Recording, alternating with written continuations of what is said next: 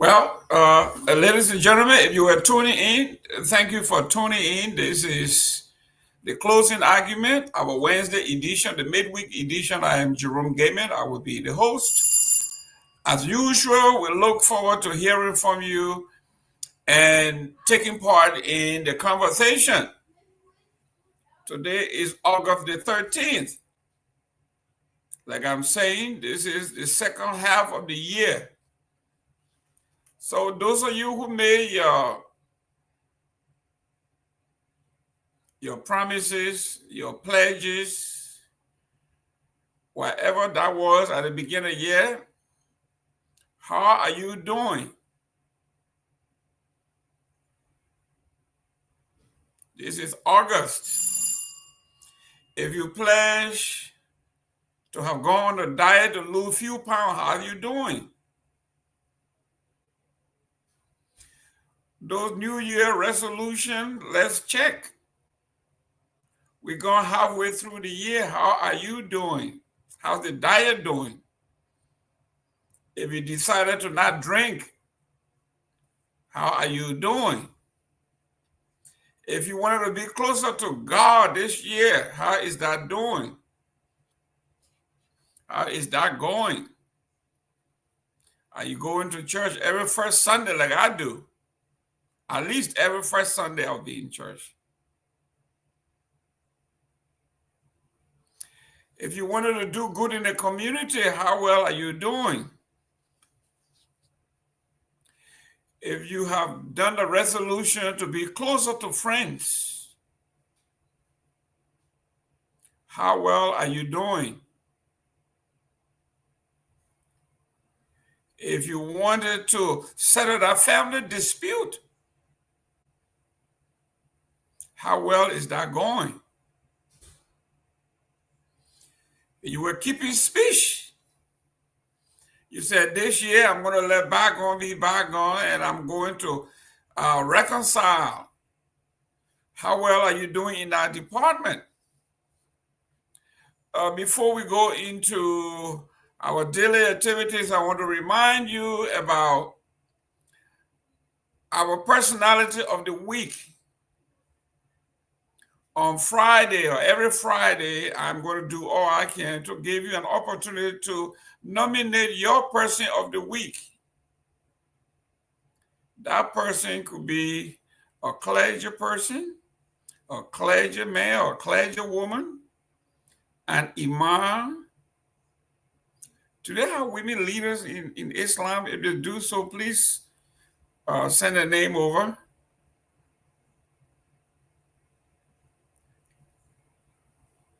The person could be a politician, he or she, that have gone beyond the call of duty to do something great for the nation that benefits everyone, not him or her or her immediate family, but somebody that have done something that deserves recognition. Person of the week could be a politician, could be a clergy, could be an ordinary person that have done good. It's all about the public good. What is it that you are doing to make the environment conducive for better living? You could also nominate yourself. Don't be in the back all the time. If you're doing something great, let the people know. This is not about the big shots. It's about a regular Liberian, ordinary Liberian, doing some extraordinary stuff.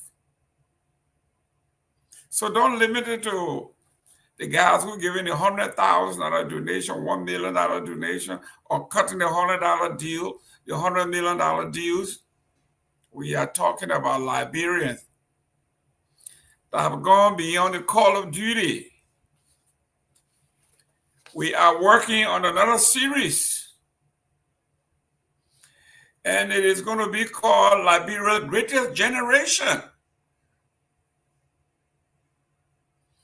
We are going to be asking you, the audience, journalists, the prelates, academia,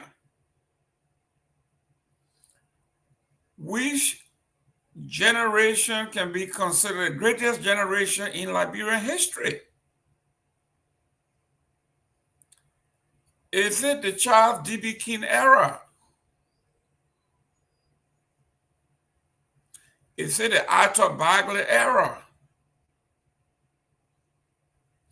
Is it William V. Tubman era? Is it William R. Tobler era? Is it the Doe era?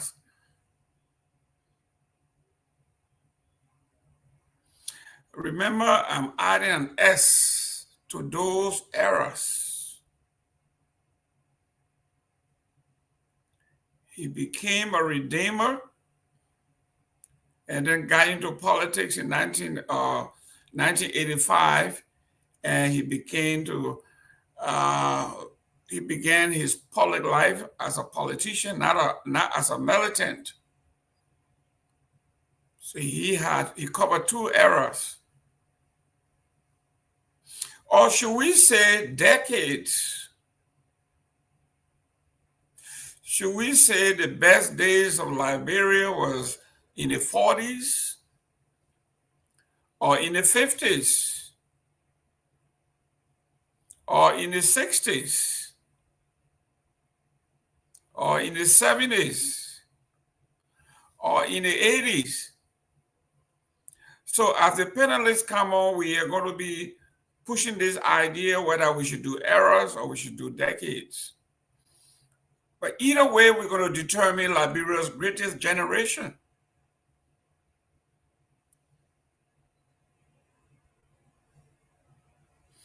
Are you a member of the greatest generation ever in Liberian history? We will call on some guests to give us their view backed by statistics. We want to see the data. If you think the Tubman era was the best era of Liberia, give us the data. If you think Talbot had the best era, give us the data. And why do you think the Doe era was the best era of Liberia?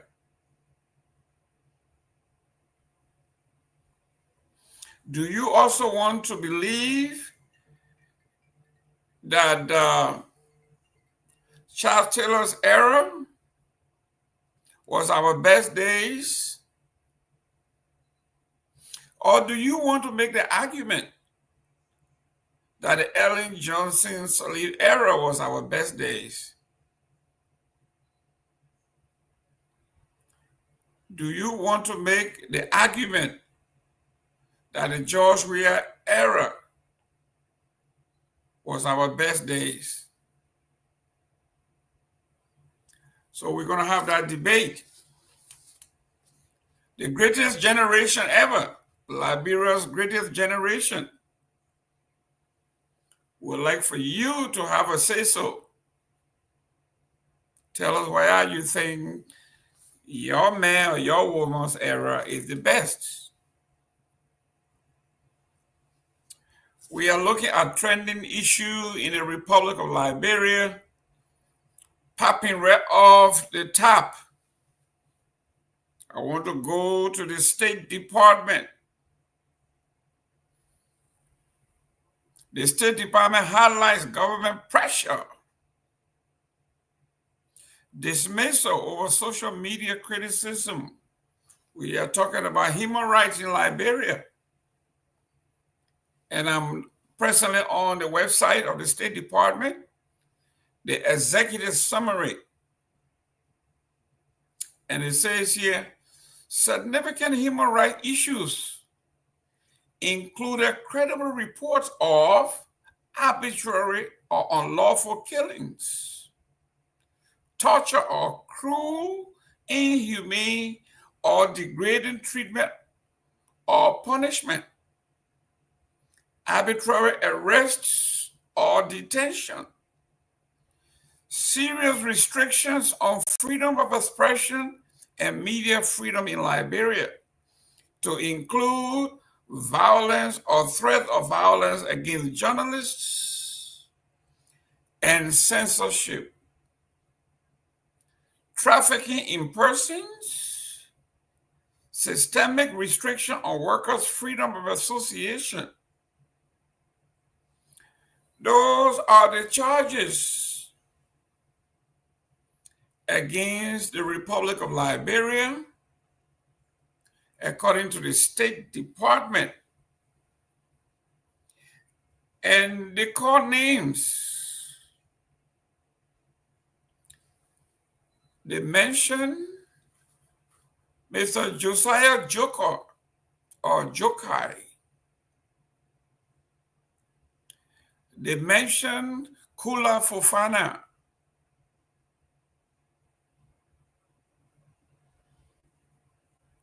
If you are a public servant or you are a professional, this is not how you want to be referenced or referred to. If you want your name to be in the book of record, this is not where you want your name to be mentioned.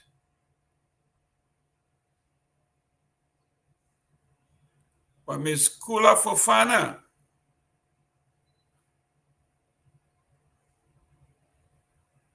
she had the tendency to either be welcoming or right out, disgruntled and disrespectful towards the media. And the State Department said in one instance, the media folks walked out on her. That's not nice. Mr. Josiah Jokai, the Joker himself, dismissed 9 government employees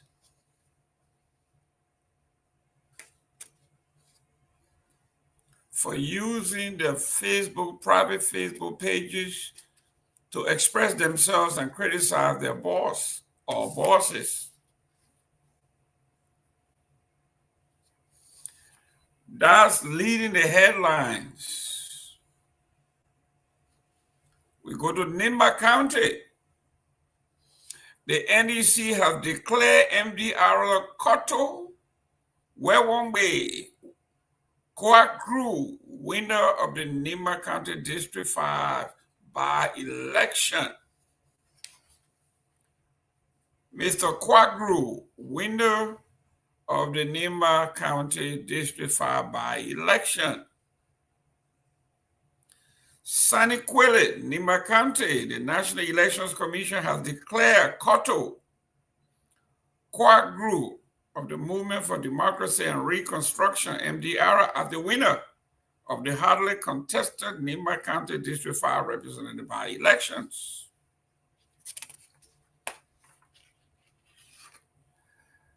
NEC Chairperson Madam Deverto Brown Lasana, flanked by fellow commissioner, announced the result Wednesday after the compilation or completion of vote tallying and validation. Kwagru received 4,795 votes, 31%, edging out independent candidate Boris B. Ballier, who received 3,938 votes for 25.78%. And Augustus Kane Menkwa of Vote, VOLT Party, who garnered 3,080 votes for 20.16%. That's the elections in Nimba. Then we have competing interests here On the front page of the Liberian Investigator, it says Boycott $44 million biometrics ID controversy. Who benefited? Who briefed the president before the PPCC's rejection? That's a question. Same story. On the front page of Front Page Africa, Boycott pushes ahead with biometric ID deal despite PPCC rejection.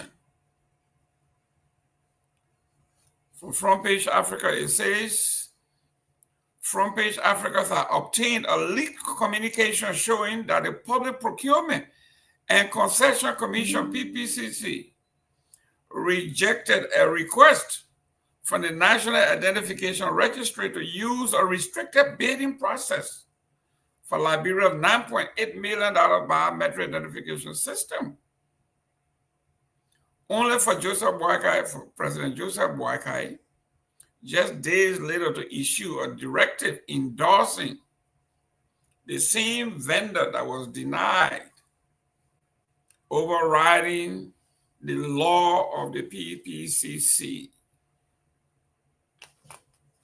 The Liberia Investigator goes thus far and says, documentary evidence, travel records, and insider accounts suggest that President Joseph Yuma Boakai may have been misled by members of his own inner circle into formally backing $44 million biometric identification contract with Australian firm OSD International, despite the arrangement having been rejected by Liberia's procurement regulators.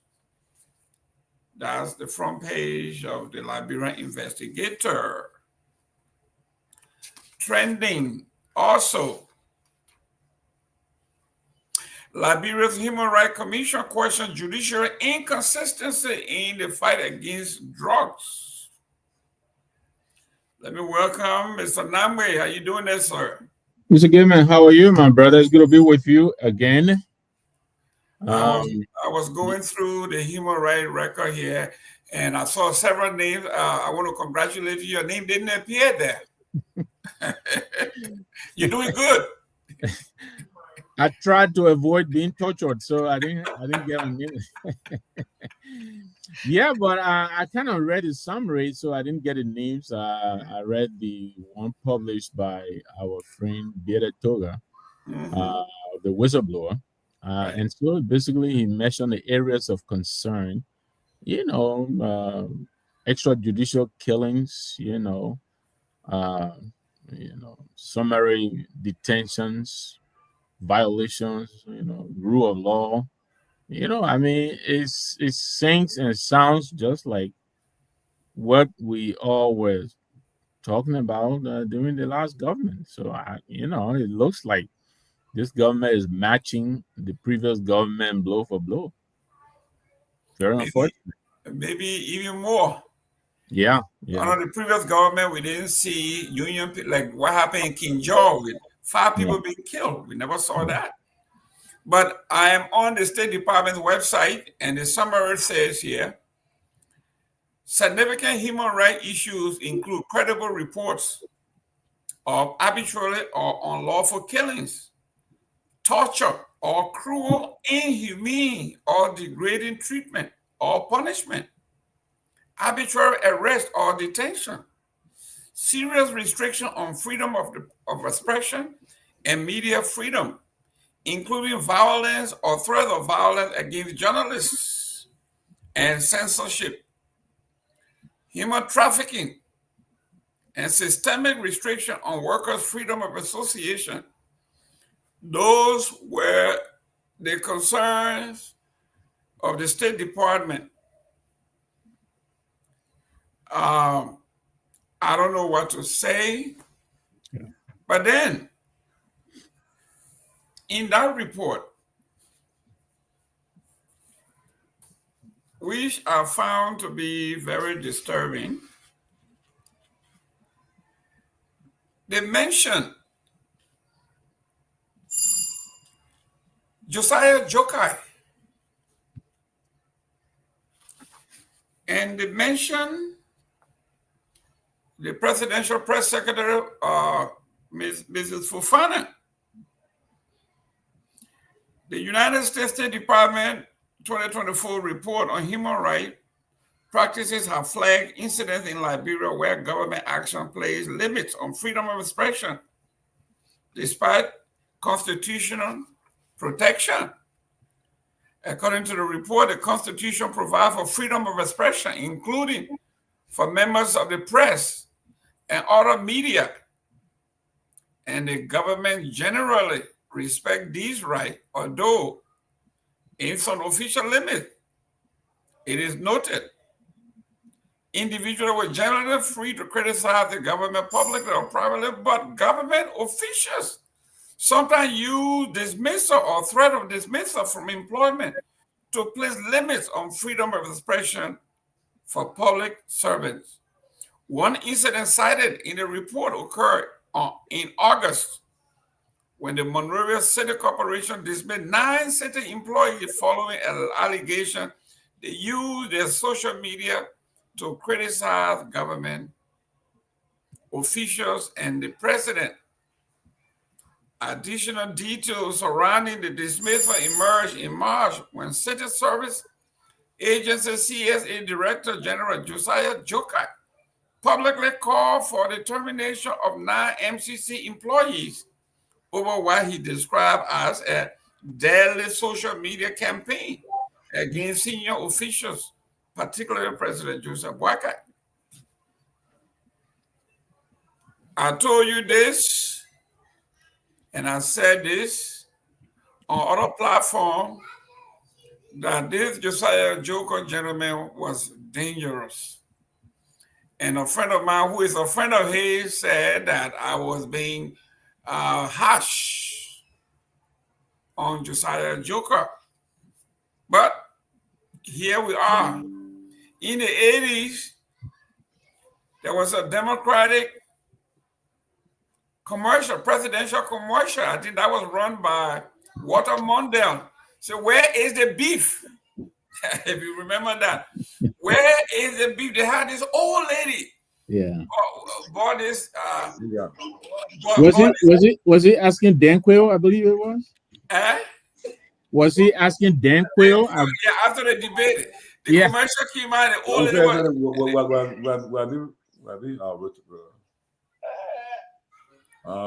Chief, you need to be muted. There you go. You need to be muted. There you go. Hello, Chief.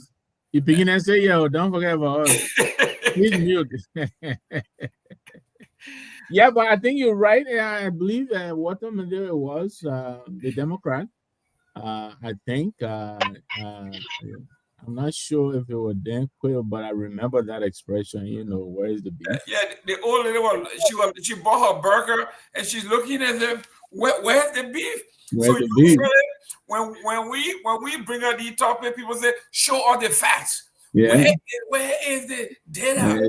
Where is the beef? But you're talking about Josiah Jokai, and you know he is really he is a difficult act to follow. He seems to be doing a lot of laudable, job at the civil service, but then he also presents himself as a fanatic, as a praise singer at times. He takes this whole government thing very personally. You can't say anything negative or anything that may not sound favorable to this government, and he's going to come after you. And so, I remember the kids. We all remember at the city hall, which is not even, I don't think it's his purview to call for the dismissal of anybody. I don't think that's his job. But he called for these people to be dismissed simply because they spoke against the government. Something that he is on record. I mean, he has indicated after the election results were declared and everything that President Weah was not his president. He was on record for doing the same thing. And I don't believe anybody went after him then. So, it's disappointment. These guys get in government and they drink the Kool-Aid. It's like they forget themselves. Here is a detailed tension between the government and the press. The report referenced June 20 meeting where Presidential Press Secretary Kula Fofana and the media executive turned contentious, leading several editors to walk out. This incident, it explained, arose concerning new accreditation requirement for journalists covering the executive mansion, including police clearances, institutional staff clearances, and so forth, so on. These people are using everything that they can within their purview to stop for the media. If you don't play ball with them, they will not give you accreditation to go to the White House or to the executive mansion. This is what the State Department is saying. Let me welcome the chief. Let me welcome the dean of the cabinet, Mr. Is that Pewee or half of Pewee? Pewee. Command. Yeah. You got to fix your saying, Pewee. That two-thirds. There you go. Yeah. But and I'm still seeing half of Pewee. Pewee, fix yourself better, Pewee. Yeah. Oh, hey, Pewee, and you got somebody in the back there. Okay. There you go. Well, we want to say welcome to the closing argument, everybody, again. We'll be, as we said, we honor reforms and rebranding. So I would turn the floor over to the dean to introduce our new. No, go ahead. Go ahead with the introduction. I put it in the chat room already. You got to mute, Chief. You got to mute. So we present our first female hire, our first female correspondent in Monrovia. She's her name is Princess Kosioba. She's a graduate of the Peter Kwekwe School of Journalism. Princess brings a strong background in reporting, having worked with KMTV and intern at ECOWAS Radio, along with exceptional writing skills. That'll be a valuable asset to our team. Let's give Princess a warm welcome to the closing argument. Princess Kosioba, welcome to the closing argument. You see, I will meet Mr. Gayman, Mr. Nagbe, Mr. Pewee, and other guys will come, but welcome. And we're happy that you can be a part of our team as the first female correspondent we have on the ground to be helping Thompson and Myean. So we now welcome you and give you opportunity to speak to introduce yourself more and in that 3 minutes and tell the people who you are. The floor is all yours. Okay. Thank you to the team. Thanks for having me, and it's a pleasure to be here. Like you said, Princess Kosioba graduated from the Peter Kwekwe School of Journalism and currently schooling from the University of Liberia. So it feels good to be here. And thanks to the team, I've been following the closing argument for a while now, and I want to say, it feels good though, because being that follower, watching a show and you have the opportunity to be there today, it feels good. And I'm excited to be here, and there are a lot we have to contribute, but now we are here to observe, though the work is to be done. And we believe with the effort, a lot will be contributed to the closing argument. Thank you. We'll now get the floor over to Mr. Pewee, Mr. Gayman, and Mr. Nagbe to also welcome Princess.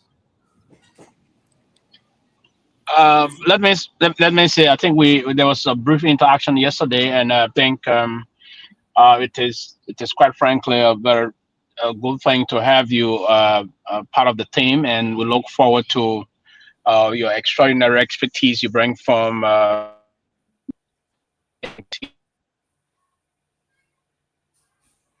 He's driving. That's why he's getting some breakage. Can you get me? Yeah. You gotta keep your eye on the road. You can pull over, but yes, we can get you. Yeah, I'm.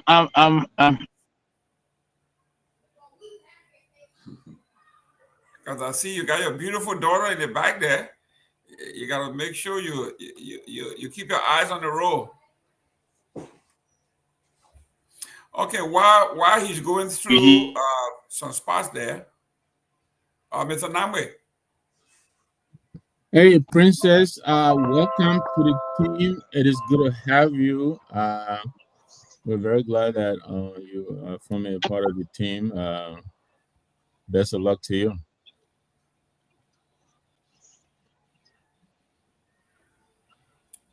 Princess, are you there?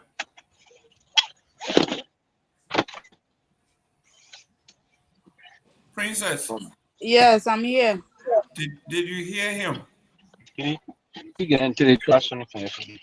All right, Princess, apparently you didn't hear me. I just simply said, welcome to the team. It's good to have you. And best of luck. Thank you. Thank you. Princess, I guess we gotta go and look for a prince. Tell me what you are a journalist. What your interest in journalism? What is your specialty? I know I used to interact with one of the women from Front Page Africa, and women's issue, children's issue, were her passion. What is your passion in journalism? I beg you have to come here again. The network is kind of bad for my end. So the whole thing is fluctuating. Okay. Can you hear me now? Yeah. Okay. What is your passion in journalism? What if I were to ask you, what is your passion? What is it that, because I know Myean used to write about women's issue, inequality, and social stratification. What is your passion? So for me, like I said to my bosses when we're talking, I'm one person. I believe that, when it comes to the issue of politics, you have your say, and then it's okay for everybody to contribute. So I love talking about politics, and I believe that going around people who have diverse idea when it comes to that, it helps expand your idea also. So coming up, I always like to listen to political shows. Like I said to him, I've been following the closing argument for a while now, and it feels good to be here. I feel like being in a space with the idea I have, and the mentorship I will be receiving from people who have, diverse idea when it comes to that. It will help me in my journey. Thank you. Chief, Yes. the agenda is packed today. I was on the State Department's website. So we are talking about the U.S. State Department, the Human Rights Report on Liberia. We are talking about the election in Nimba, that the NDC have declared a winner in Nimba. I think you'll be following that too. Mr. Kwak Gru is the new representative from District Number 5 in Nimba County. We also covering, there's a question mark on Front Page Africa says presidential override. White House pushes ahead with a biometric ID despite PPCC objection.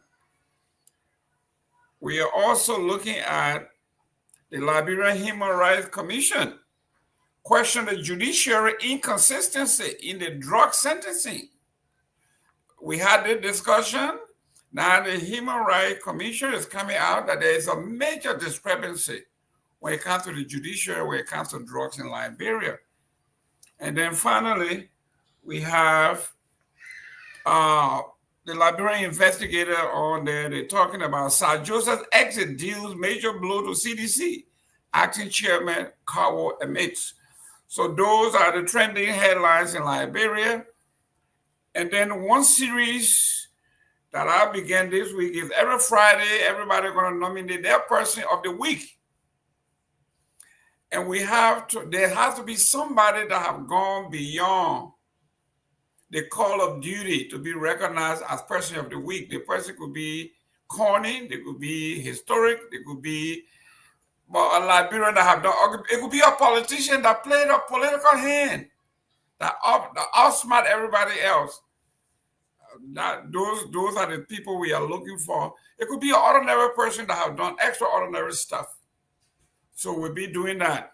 I'm calling some folks. Hopefully, Honorable George and Nagbe and these can help. I want to run a series either next week or the week after called Liberia's Greatest Generation. Who is considered what era is considered Liberia's greatest generation? Is it the Totmo era? Is it the Bagley era? Is it the Tolba era? Or is it the Doe era? So we want to find out which generation is the greatest generation. We want to make that, but it will be backed up by history, by data. And I have contacted like Mr. Williams, who is former journalist and government person. I'm about to call on Dr. Dunn. I'm talking about Professor Dunn. So, guys, Mr. Diggs, I want to hear before we go into the topics. What era do you think, who will be the greatest generation in Liberia, briefly before we go into our topics? If you had a choice, do you think it's a great topic? Yeah, it's a great topic. I would look at the generation of I kind of biased. I look at none as greatest because I look at it from this standpoint. The people that were given up, that had the opportunity and were given a lot by the country have not given back to the country. I noticed that. But we are looking for the greatest generation. Let me go to Gayman. So for me, I say zero. Zero. The greatest generation.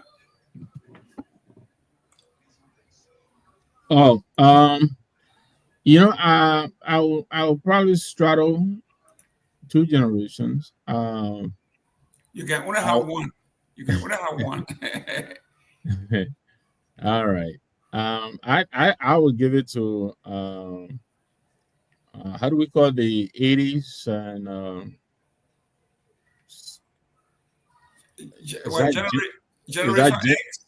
Gen Z. No, Gen Z is now Generation X. Generation X. Mm-hmm. Well, I would give it to the generation before mine because I think they did a lot to liberalize the space for us, and I'm trying to be as non-political as I can be. But notwithstanding, I think there's a lot of freedoms that we are enjoying today that we never had for over 100 years in this country. I mean, we all know Dopoh and all of that had taught 100 people down like dogs. But this generation came and stood up to the oppressors, and I will name them: Tipote, Matthew Sawyer, Marcus Dunn, Tom Wowiyu, Charles Taylor, Blamu Nelson, Konkalo. They came along and stepped up to an oligarchy, and look where we are today. A Darius Dillon can challenge an erudite and educated journalist and express himself how he feels about his reporting. Or we can sit here and discuss the sitting vice president, even the president of the Republic of Liberia, and go to bed, not having to worry about anything. This is remarkable. I mean, many of us taking it for granted only because it's different. We may not remember how it used to be. So it really matters a lot to me, and I'm never ever going to forget that. Yeah, there are a lot of good things done. Toba did a lot of good things. He did. He liberalized the space a little bit more, relative to Totma and Barkley and the rest of them before him. And I give it to him for that. That's why I wanted to straddle two generations. I think he did a lot. It's just that he was a victim of I don't want to say circumstance, but I think he was a little bit ahead of his time, and I think he became victimized by his people. But then he was also a little bit behind the curve by our demands, and so because of that, he was between two worlds, and I think it was a very difficult thing for him to have done, and so I will also give it up to him. So his generation and the generation of the progressives. Great. I will give it to the Totman era, acting President Totman, despite what we say about him, did some great things, the unification of the country, the building of our infrastructure. We're talking about the executive mansion, the Capitol building, the Capitol Hill, and all of those things. So I think I have to give it to Tubman as the greatest. But this is just a tease. We're going to go into it. We're going to go there. We'll let the historian come and tell us. Let me go to what I would like you to do as you go to Chief, as we go down, over time. Let's break it down. Let's break it down into areas of achievement. We can talk about football. We can talk about. That's what we are saying. Yes. This is just a teaser, because when you come the next time we're ready, you will have everything ready. Mr. George, King George the One, tell us which generation, in your view, is the greatest generation of all. Well, I mean, like, it varies though. It varies because. Chief, I'm asking you for one. I know they're all great, but there gotta be one. You see, in the United States, Yeah, John McCain came and said, "Our generation that fought in Vietnam, that did that. We are the greatest generation." Other folks say, "Well, some of the people that fought in Korea and all of that." But tell us, which generation you think is actually the greatest? Well, I think the generation that fought for multi-party democracy, the generation, I think, that engaged the government, the government that, I mean, the argument could be whether they fought, but did they handle it the right way? That's not another room for discussion. But that's a generation we talk about, because there was a one-party system in Liberia, and then right after that, the progressives, they decided to engage the government of the day. And many people said that what President Tomalin went through, he was just a victim of circumstances, because actually the person that was most brutal and was tough on the people and really held onto the one-party state or the Torgbean era. But Tomalin, the one who at least different, he opened up. Tomalin decided to engage the people, say, look, we got to open this country, we got to get the people involved. So that generation that engaged President Tomalin, that's the generation I think I will pay homage to. But yeah, so but quickly, I want us to this how they call it. But Siafa, you were asking. But we got a new person, a young lady who just brought on today. They had a studio in Care Radio Studio, because 2FM right now, they are not only having technical problems. The second day, they are not on the radio. So luckily for us, we got another station to keep us on the air. So Care is there, and where they are, they're in the studio. Right now it's a little bit late, so I want for them to give their updates about the executive mansion where they covered today. President Garguah convened an emergency cabinet meeting today, and maybe they were there, and maybe they can give us some update about that cabinet meeting, so forth, before we can proceed. So that at least maybe somebody got to be in the studio. I don't know who's one that will be there, but they got to be there until the show ends, because we have not come to that point where we have somebody going there to produce it. Just a job just be to be in the studio. But so I won't bring them on, so they can at least hold something on it. So you guys, something you guys can come back on. Y'all give an update about the executive mansion and the presidency and what happened there today. And there were a lot of big news today, right? The CDC, I think they said the CDC guy evicted today. Whatever. I know I saw that I wasn't really monitoring the social media, but I know CDC. I saw usually I'm gonna post on his page. They got a new headquarters or what, but a lot happened. All right. So thank you. Am I loud? Oh, we can see you, something. Yes, the camera in the studio get a problem, but we are live on the radio. But the camera get some issues. So Samson, while you're getting at it, this Seleke is in the back. Seleke Kromah. Yeah, thank you. So yeah, Robert is also in the back. So yeah. So and so I talk about the cabinet meeting, about the presidency, and then also how they call him, Mr. Gayman. I think what happened again today, that human report I was trending to, and all right. So today the president hosted his cabinet meeting, and it was specific about improving the country economy. There were key things discussed. Some of those were the issue of having a gold reserve, because this government said that because we are so rich when it comes to gold, but then we don't have a gold reserve like Ghana. So the effective before the end of this year, they will be opening our gold reserve to wherein our country can save coal instead of just exporting it all the country. So they want to have that reserve. And you also spoke about having improving our agriculture sector where our local farmers will be empowered, especially when it comes to feeding themselves, because yeah, he recognized the global crisis worldwide. He also spoke about improving manufacture, producing our own furniture in the country. He talked about empowering local businesses. And one of the shocking thing was the LRA talk. They also raised concern about our local revenue generation, where the LRA boss spoke about seeing how best at least every household can be paying tax to government, and that will also help to raise at least $1 billion annually. And then immediately after the cabinet meeting, we conducted two interviews.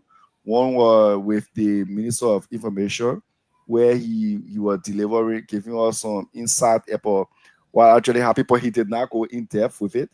We also spoke with Manakula Fofana, who announced that the effective before the end of this year, we will see some changes, especially when it comes to LPRC, when it comes to our local revenue generation. She stressed that the president does not really have an interest in making an appeal in begging for money every time. So I think it's now time that the country generate its own revenue. And today that meeting started by 11 o'clock, and we left on a mansion by 6 o'clock today. And then today also the CDC, there was a rate of arrest, like there was a rate of inflation that came out from the court, where unfortunately for us, we communicated with Myean to go there, go at the CDC party headquarters to know what was happening, to provide update. And he was attacked today at the CDC party headquarters by one or two citizens who demanded that he return or give his phone that he was using to go live. And CDC also put up a blueprint saying that their new party color is ready. So it is almost like confusing the public. Some saying it's a blueprint, while other citizens saying that's their new party color is already ready. And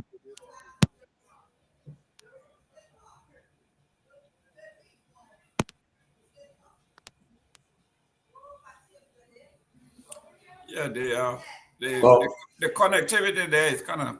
yeah, but from my understanding is that I think that's the former president's 9th Street resident there. I think will be turning into the party headquarters from what I'm getting.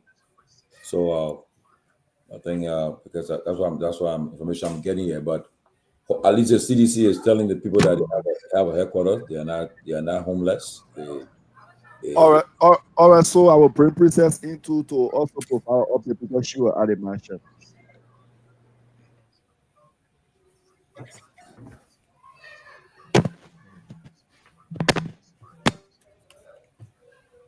I hope I'm live.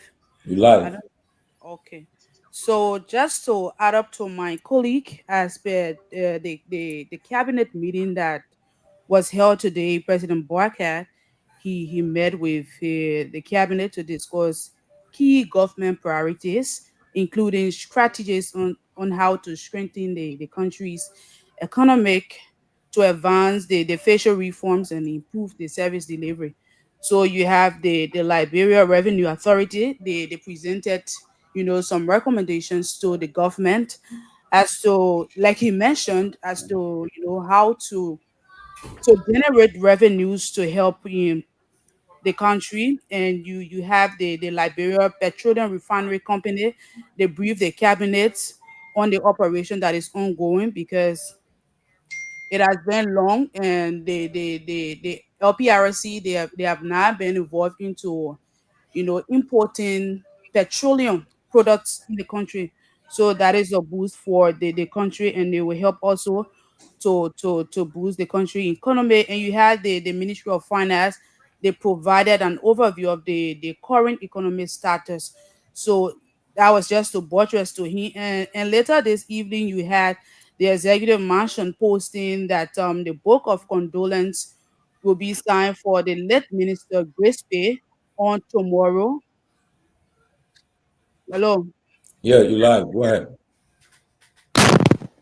The book of condolence will be signed for the late Minister Grace Pay, along with other.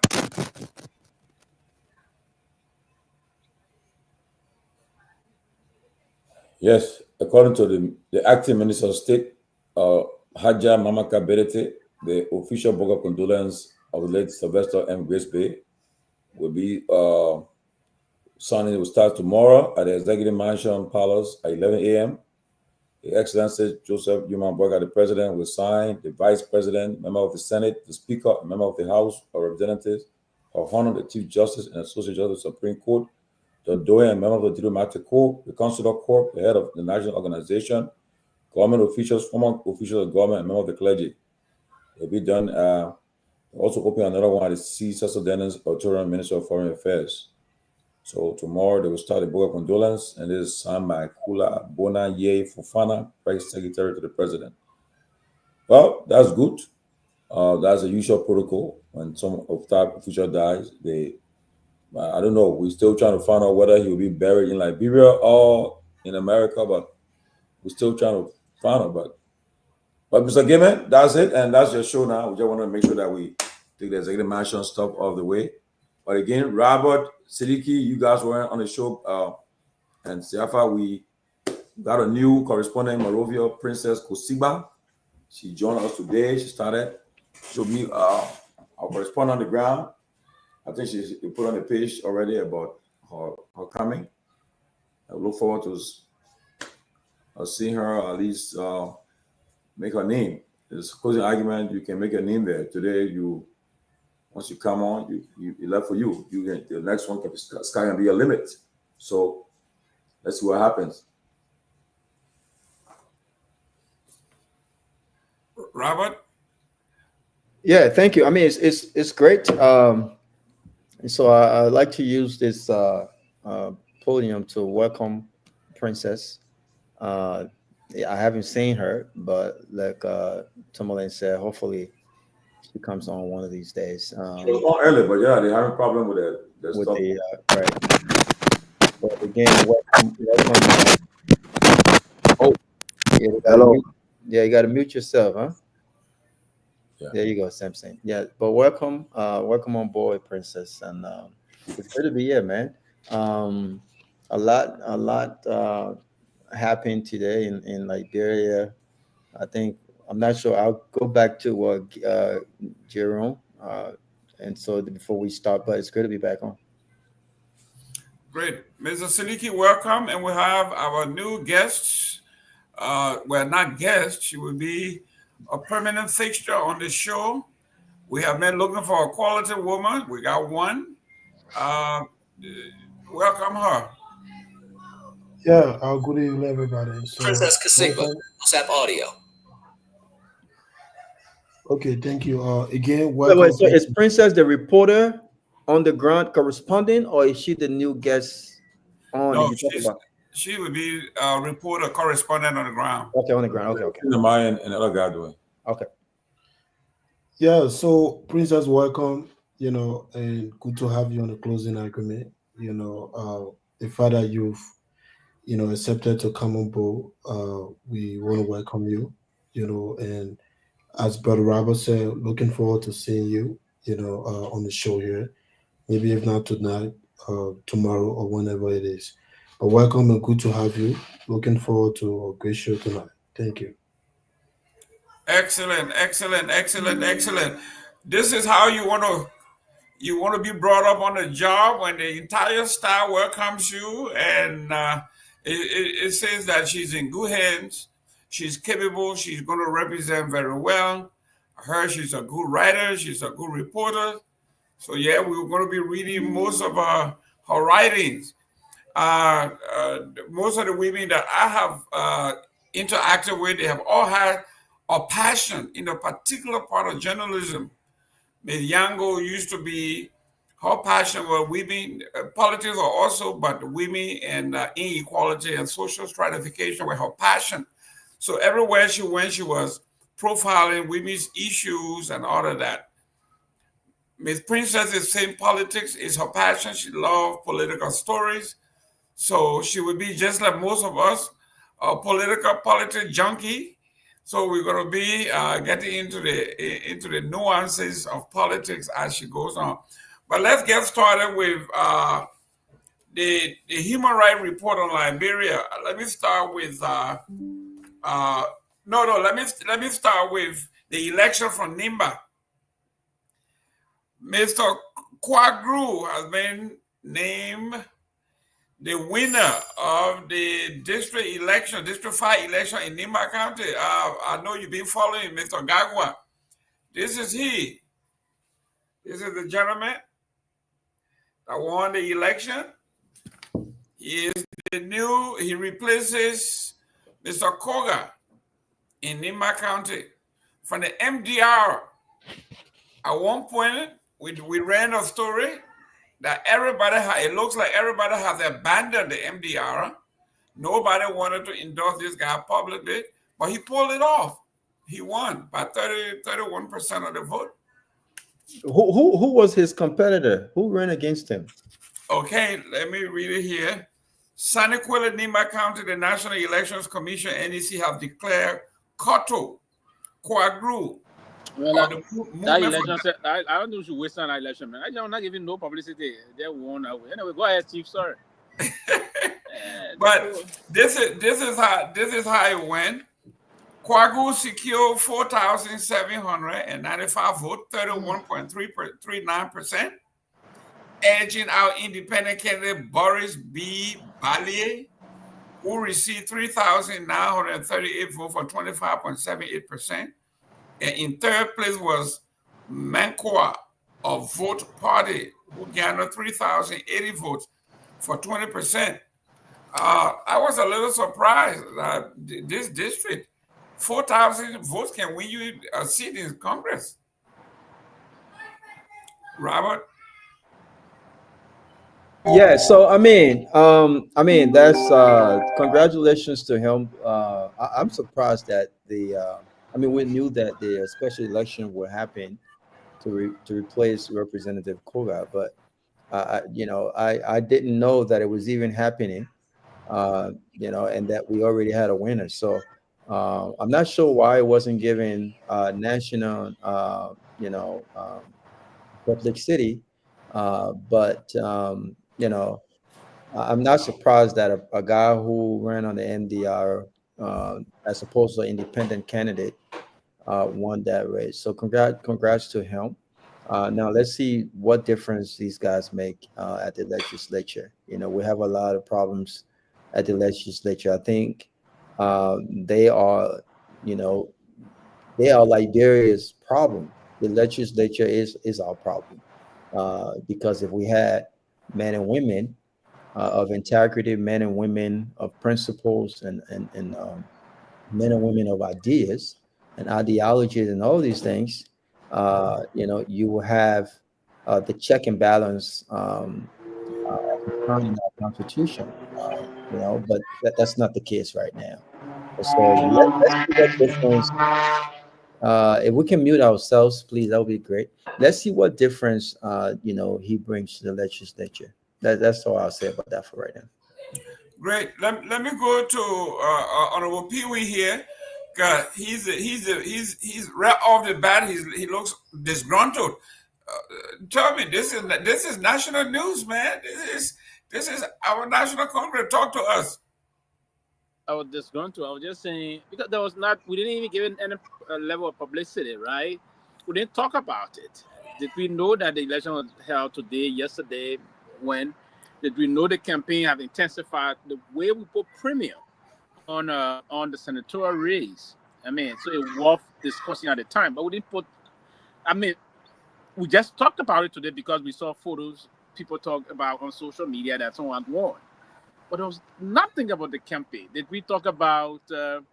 I didn't hear you say who CMC or Theory in the race. I didn't hear you say that, right? As now, Mr. Nagbe will smile this one. we didn't see CMC taking interest in this one. We don't know why. So I mean, so that's not. So but Chief, you are from the CDC. Tell me who the CDC feature in this race. As a matter of fact, and there's no time, and you see sometimes to be a talk show or political commentator, especially a presiding host, you have to be observant and you have to follow the trend of the news. And to not give mis or misleading information.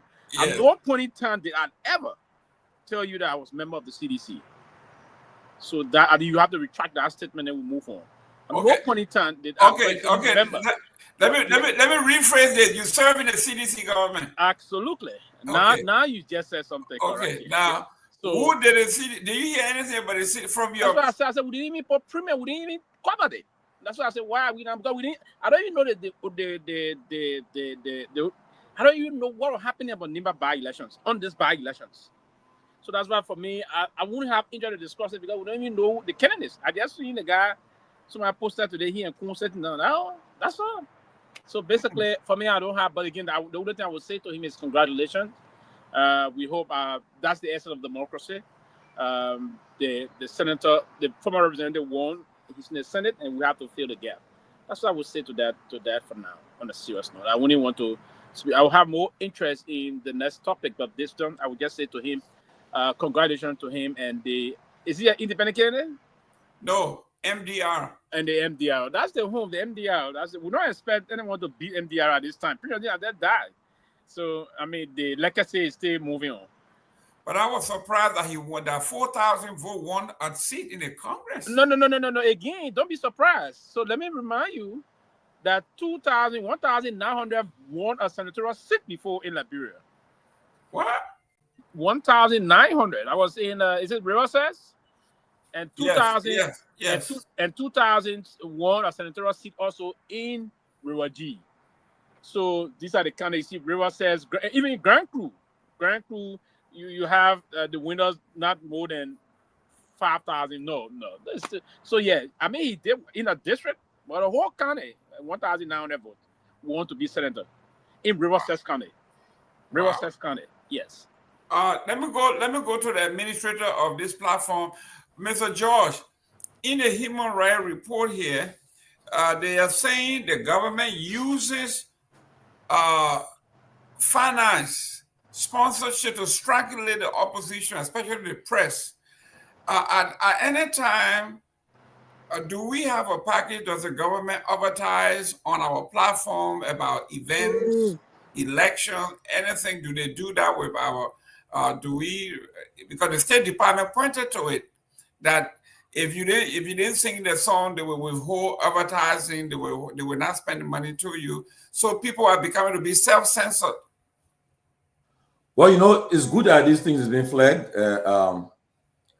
It's been flagged. I think there's a president. There's an ongoing debate of back and forth between Senator DeLong and John Colley, a veteran librarian.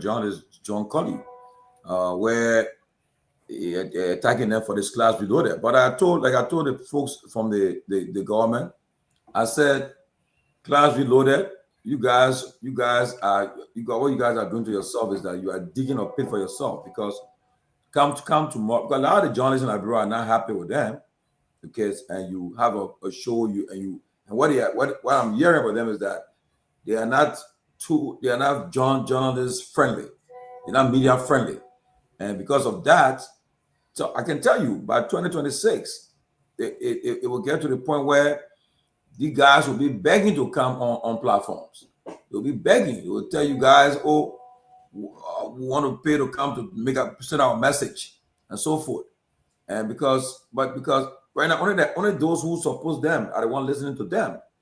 As soon as the Liberian election takes a point where you have a viable opposition, a viable opposition candidate, when they say, okay, that will be Robert Garguah, he's the one that the people looking at to be that person that will challenge the status quo. Trust me, the guys they're gonna crumble. You see, like today, like what I was discussing with some folks today were talking about this CDC issue, and Mr. Dempster, the guy who evicted the CDC, people are, and he was in America, yeah, struggling, hustling, and doing his stuff, but for him to allow himself to be used by the government, because everybody know. I mean, I'm not freeing CDC for not playing a role, but for him to allow to be used, we all know the politics, to go after the CDC, to embarrass them, to disgrace them, the intention, I think, to do, and then because they wanted to satisfy the people, the powers that be. Tomorrow tomorrow he'll come to regret some of the things what he did today. Okay, it's also the same thing with those who go on social media and talk and say some things that's what to be saying, and the videos are around and hurt the people. Sometimes you want to give somebody a job or somebody you want to do something, that video being played, you know. And like I was talking to the Liberia ambassador destined to Italy, just so he called me the morning, we're talking, and I said, now your conversation going to the Senate. Well, where they're gonna be. He said, my man, I'm waiting a year. They're waiting for them to go and confirm me. I'm going to the Vatican, the Holy See. But I said, well, we'll be watching the process. So the human rights report that the U.S. government came out with today, they're highlighting these things. Because, for example, in any LBS is for the state, it's for the public. But I can bet you, if tomorrow CMC or CDC want to use LBS to do certain program, they will play games with them. Okay, and it's the governments have come, the federal government have done it. All the government that come to pass, they do all these things to people. But LBS should be public for the public. They'll say, well, we want to do a public event, LBS should cover us. We ask them, but only the government using it. Then they stop there. They got class below there where they think the message is being propagated. But at the end of the day, they are being flagged. They're being flagged about what they are doing to the press, the media, and it will come to haunt them. And I can tell you, from what I know the Trump administration will impose sanctions on sometime down the line on some people in the government. I'm very sure that will come to pass. Very sure. So I'm happy they flag it. Mr. Kromah. Yeah, so first of all, it's important to make this clarity, Sylvester. Just because closing argument could not speak about the election in Nima, then it was not an election, no. There was a process, it was open to the public, and that process has been going on, I think, about a month now in Nima County. Just that maybe we didn't follow. Did you hear me say it was not an election? No, but the way you saying it, like, you know, I think that we not see what thing because we not hear about it, we not talk about it, you know. But it was a process, it was an electoral process. That's what I'm sure. Yeah. I just wanted to make that I probably listening to me. There are two things. You can hear someone to them. No, but you can't comprehend what it meant. So let me say quickly. I didn't say it didn't mean anything. I said there was no publicity on it. It was not publicized the way. It was still an election. I didn't say there were no elections. No. I didn't say there were no elections. No, there was publicity. That's all. I didn't say there were no elections. So you can go ahead. So yeah, you don't need to react to everything I will say. So now you just move on. So yeah, you don't need to react to everything. I said it was not a kind of serious kind of election, but it was elections. Okay. Yeah. But to you now, but it was a serious election. That's what I want to understand. It was just kind of a thing they were doing among themselves. So okay, yeah. So for me, I would just like to give, a reaction to the updates, something and hey, just a minute, Seleke, just a minute. Sorry, Mr. Gayman, could you let Jackson Seaton in? He's in the back. Okay. Okay, good. So again, I would just like to react to what Samson Princess was giving us update about the meeting they had today at the executive mansion, and part of what Samson was reporting, I think he mentioned about the LRA, a suggestion to kind of impose taxation on each of the household in the country. I don't know how they intend to do that, and all of that. But a country where people can't even get food to eat, then you asking them to pay tax. And in fact, in the interview they had today with the Minister of Information, I think the Press Secretary General, the Minister of Information, they said the LIA complained that bulk of the government officials are not even paying tax. Can you imagine that? But you want to go and impose taxation on ordinary people, but people that are taking, 3K or 11K for generator per month, they are not paying taxes. But you want to impose taxes on the ordinary Liberians. And this government, I don't know what they're thinking. Up to now, almost 2 years, you've not come up with a clear economic plan how to be able to solve it. But every day, cabinet meeting, and from one meeting to another, this is an old man, you said he had 43 years of government experience. And up to today, this old man is still having cabinet meeting to see how best they can even tax the common people who can even buy $15 bag of rice, to pay tax just so they can raise billions. I don't know how realistic this is, but at the end of the day, I don't know how they intend to do that, because coming again to just talk, this is something we Liberians are noted for. We'll come and talk all the big talk, but the implementation is the problem. But I hope it is not, another effort they try to impose on the Liberian people that, that they will be hearing a lot of cry about, that will be very difficult for people, because all of us on the call, we know very well that thing is not going to work, to say each of the household in Liberia should pay tax. I think the first thing you can do is to get people to work first. Once the people getting, they get somewhere where they can go hustle, then maybe you can tell them to pay tax. In fact, your own government officials, they're not paying tax, real property tax. But you want to ask people who are unemployed, and all of that. It's not making sense to me. But I think that would be my intro, Mr. Gayman. Mr. Nagbe, the young man is saying this is the equivalent to, I think you heard this before, taxation without representation. We have no money coming in. We are not being paid. We don't have any job. The government is not creating any means for employment. The private sector is stagnant. The little money we got, you giving yourself raises and perks, and you expect us to pay taxes that we don't have. You're trying to take water out of rock. Is that a fair equivalent? Well, I think he's right. People are being taxed out of whatever little earnings they're generating, and yet, access to the national pie is not being distributed equitably. And so he's got a good point. I agree with him. This government is a stupid government. They're not doing anything to improve the people's lives, and they continue to go after the people. They're driving themselves out of power. I got to say that. People are coming through different ports of entry now because of their taxation. That's not smart. They get up and go on class reloaded when they could pay into government revenues and advertise, and sell whatever information they have. All of them run agencies. They have money in their budgets for PR. They could give that money to Fagon and LCS or whatever and bring in money. They're not going to do that. They're going to go on class reloaded, and they're struggling. From all indications, there's no money coming in. Nobody's giving them any loans. They're not making that much money. So they're looking for money from all over, and they're not being smart about it. It's really surprising. It is really, really surprising how bereft these guys seem to be. And I don't understand it, because academically, from what we know, most of the guys in the government are very capable.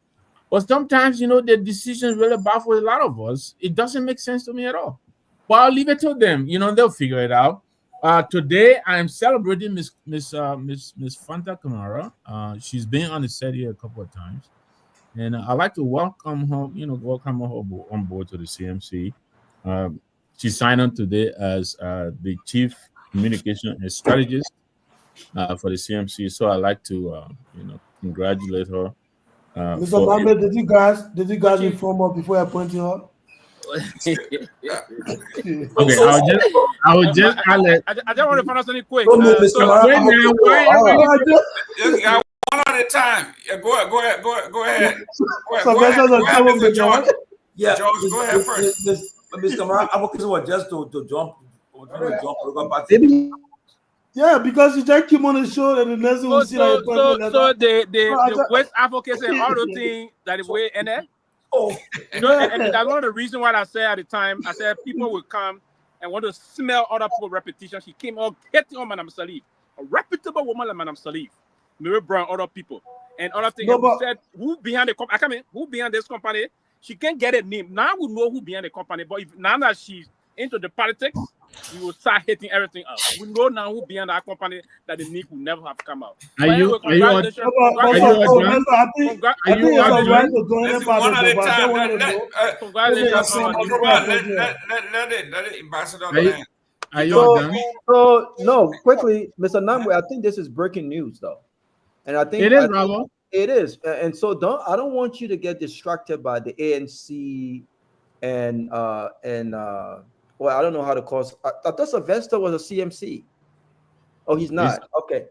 I thought he was a CMC exec. But no, on a serious note, I think this is breaking news. And if the CMC were able to capture Ms. Kamara, I think this is a win-win for you guys. I mean, remember, this is a young woman who Ellen Johnson-Sirleaf requested to run her campaign in 2011, and she declined at the time.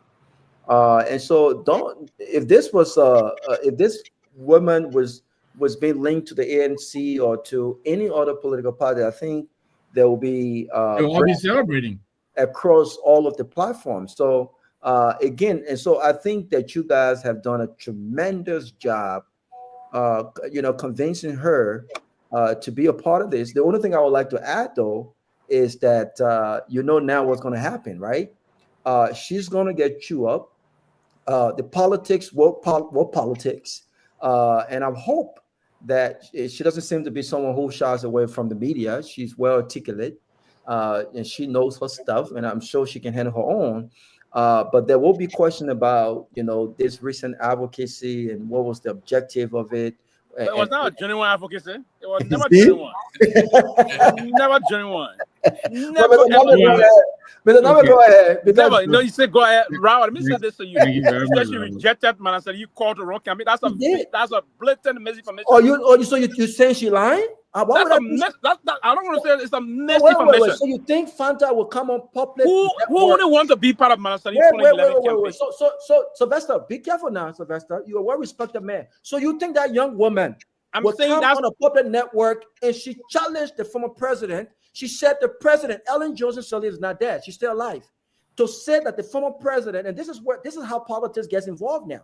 Because if it can be proven that she made a blatant lie, then I don't think that's good on her part. But I don't. I'm saying to you that is now again, Robert. You see, and I like your judgment sometimes, but sometimes again, you do some half-baked analysis, and sometimes you throw you on the other side, right? No, I don't think she will lie. So let me put it back to you.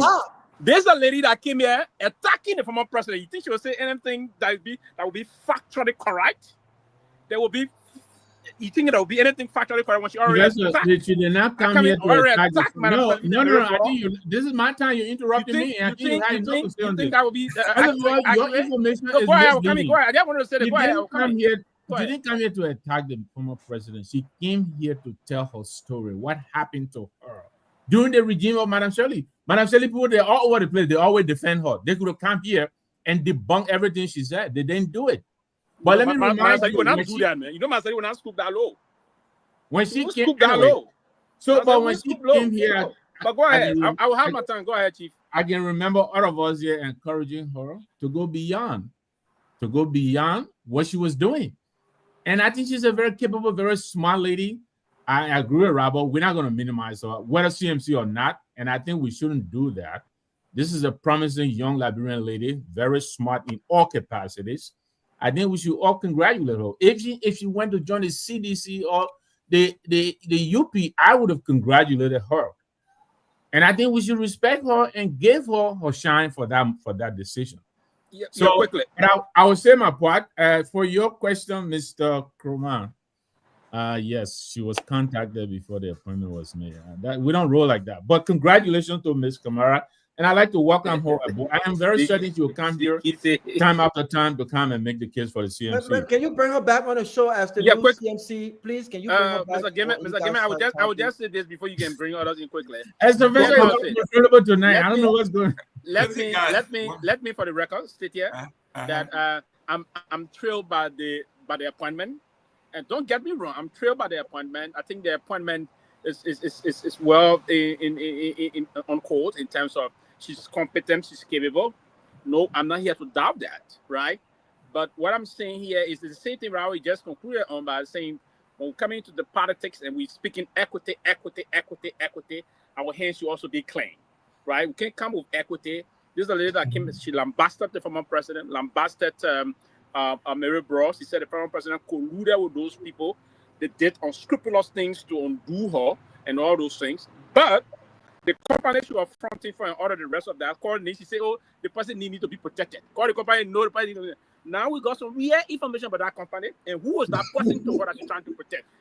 You come with politics in that way and you want to hit other people, you want to either you clean and you're not clean. No, so that's the problem is. If you hit on Madam President and you hit on this, they call the person company need, you can call the company need. Why they can call it? Oh, the party said they need to be protected. They're talking about, come on, man. If you want to go into it deeply, Robert, it will be very unfortunate. You yourself to withdraw certain thing in the place. I don't question people's ability to perform, right? What I want to do if we speak in equity, our hands should also be clean. That's the point I'm making here. So, until anyone can come and talk, let me go to Sarah here. I'm not done yet. Oh, okay. No, I'm not. Hey, Pewee, you got slow down. You got my brother. This guy gonna blow a gasket. No, but they're not done yet. I agree. Mr. Nama ain't done yet. Mr. Nama ain't done. Go ahead. Raul got any interest. So I would. That's CMC. You're pushing now. I will hand it over shortly. I can see the signal. I have to remind Sylvester that she also said she got receipts for all the assertions that she made. So yeah, she can be, I'm sure she will come on and defend herself. But for now, can we just congratulate her for the move? Oh, yeah, congratulations. Yeah, thank you very much. Thank you. Finally, yesterday, during my closing. Oh, okay. I'll give it to you shortly, Jerome. I'm sorry. During my closing yesterday, and I hope this is claiming the attention of all of us, there are moves on our way to recast the budget. I said that yesterday. Musa Ability has written about it. Yesterday, he was on Julia Jett and Michael Thomas, I believe he is the man in the house or whatever. There was a very, very nasty debate about it. Apparently, these guys in the first quarter of this year have already consumed all of their appropriations in the legislature. And now they're trying to recast the budget so they're going to refill these holes that they already created. They apparently can't go to the Lebanese anymore and credit in advance. All of that has dried up. So now they've decided they're going to recast the budget to reallocate. And I want all of us, all Liberians, to take interest in this. These guys have taken enough from us already. We've had enough of them. We should all stand up to this. We should not allow this to happen. All of us who know people, the president, whoever, let us please reach out and let us please stop this broad day thievery. Thank you very much. Thank you. Let me go to Sarah. Sarah, your take on either one of the national trending issue. You can do the CDC, you can do the CMC, you can do the State Department. You're the queen here. You have a choice. Or you can just cry for the eviction today, whichever you want to start with. Well, I will do the State Department. Okay. I'm disappointed in this government. They came. First of all, sorry guys. I want to say hi to everyone. It's been a while. I haven't come on because when you go back from LRB. And I'll be in Liberia December. Oh, okay. December, me and my kids going for vacation. I get time for Rasta mission. Abu and Jala and Joman Jala miss you the most. So yeah, thanks guys. I said miss you too, but we gotta pay the bills. So I want to say hi to our followers and all of my haters in the comment section. I want to say I love you guys.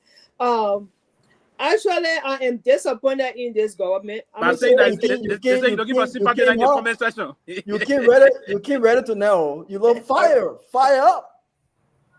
I'm disappointed in this RAS commission. Can you imagine these people came on the mantra of rescue? Rescue. And look at the report. Look at the human rights report. I saw somebody posted a comment there talking about the U.S. has lost credibility. Lost what credibility? The U.S. has lost no credibility. We still look up to the United Nations, the United States, along with other partners for human rights to be protected. And so, if our country is on the wrong side of history, they will flag it. And this is what we have. This story is very damaging. It's the worst since 2005, and it scares investors from coming to our country. Instead of United Party people focusing on it, they came about today running with CDC story because they want to distract the Liberian people from the real issue. The real issue is our people are dying mysteriously. Journalists have been censored. Nothing is done about it. The United Party has weaponized the judiciary. And at the end of the day, nothing can be done straight. Everything is politicized. Only a United Party has the balls to do anything in the country. No independent mind, nothing. They go after everybody for everything. This is not democracy. I'm disappointed, and I pray that the Liberian people will open their eyes to this reality. Thank you. Great. Let me welcome from the Southeast, Honorable Seaton. Thank you very much. I'm happy to be back. Let me first and foremost say I want to say thank you guys for keeping the show alive while sometimes I am away. But I would like to comment on a couple of issues first. But first thing I want to say, kudos to CMC. They keep recruiting. They are looking for members. They don't have them. So they are running behind people. So that's a good thing. But again, to that lady, she's bright. She knows the issues. She can articulate well. But I personally question her credibility. The fact of the matter is she came here, she said all kinds of things about Raul coming for you, Jenna. Yeah, let she come. She said about President Sally Mary Broad, how they took contract for her, Exactly. they gave it to Zoom Tiger, Zoom Lion, whatever. Now, our body disgusting thing about Zoom Lion, which we all agree that Zoom Lion is not a credible company and it shouldn't be doing business in Liberia. But when we try to ask her, why is she pushing this narrative against Zoom Lion? She declined to give background on her company, who is the owner of the company. She was not being transparent. When we push her further, she even accused some of us of taking bribes to represent Spoon Network, which I rejected in the strongest term, and that was very disrespectful. Yes, CMC can recruit her, that's fine, but I think she has a credibility issue, and I stand with that story. Now, the next thing here is the human rights report that was released today by the U.S. government. I think it clearly shows that there have not been any significant change in the human rights situation in Liberia. No change. Don't say significant. No change at all. Our people don't have access to healthcare. Our people continue to languish in abject poverty. Our people continue to be abused and harassed and arrested arbitrarily. Our people are being killed without no avenue for remedy. And these are issues that need to be highlighted so that the government can take corrective measures. Now, remember, this government that is in power, the king took power on the mantra of what? Replacing CDC and doing what CDC did not do. But yet instead, they are in power. They have been in power for almost 2 years now. The same thing that they accuse the CDC government of, they are doing it, and they are doing worse than it. They are doing worse than it. So I don't know where the country is going, and I don't even think that even the CMC can even fit the shoe. with all of these noise that CMC is making. Talk your own. I don't see any political party that can fill the shoes of the problem that Liberians are going through and how they can mitigate and remedy those problems. Okay.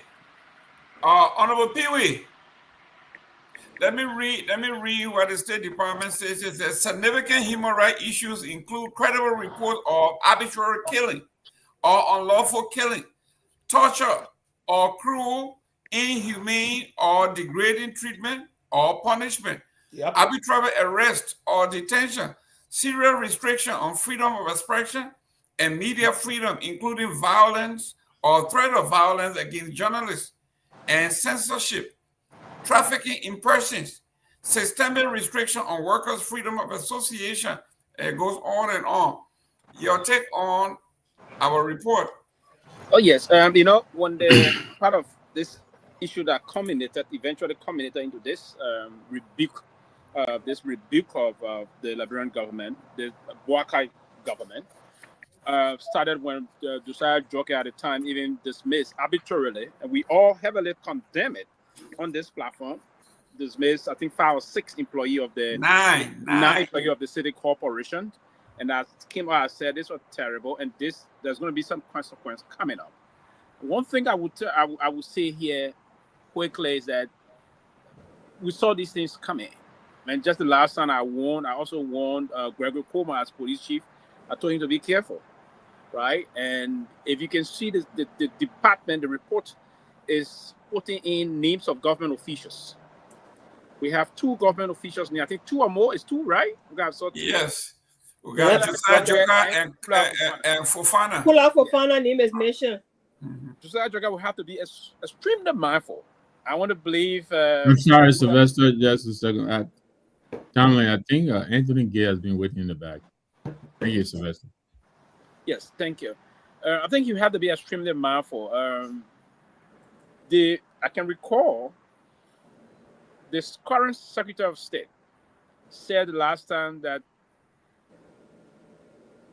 his administration or the government of the United States will not allow any government whatsoever or any citizen of this country that will trample upon free speech or association of Americans or those that are engaged in any other thing thereof. I don't know Desire Joker whole status here, but what I'm trying to say to him, he have to be mindful. He will have to be mindful. If the report will capture you, it's not a good thing for you. Because he's the same Desire Joker that publicly rebuked the Weah administration when Weah won. If there's, I think the clip should be right. And he said those things, and he was allowed to exercise that right. No one went after him. Nobody. He said Weah can never be his president. Weah is not his president. And he dismissed other people.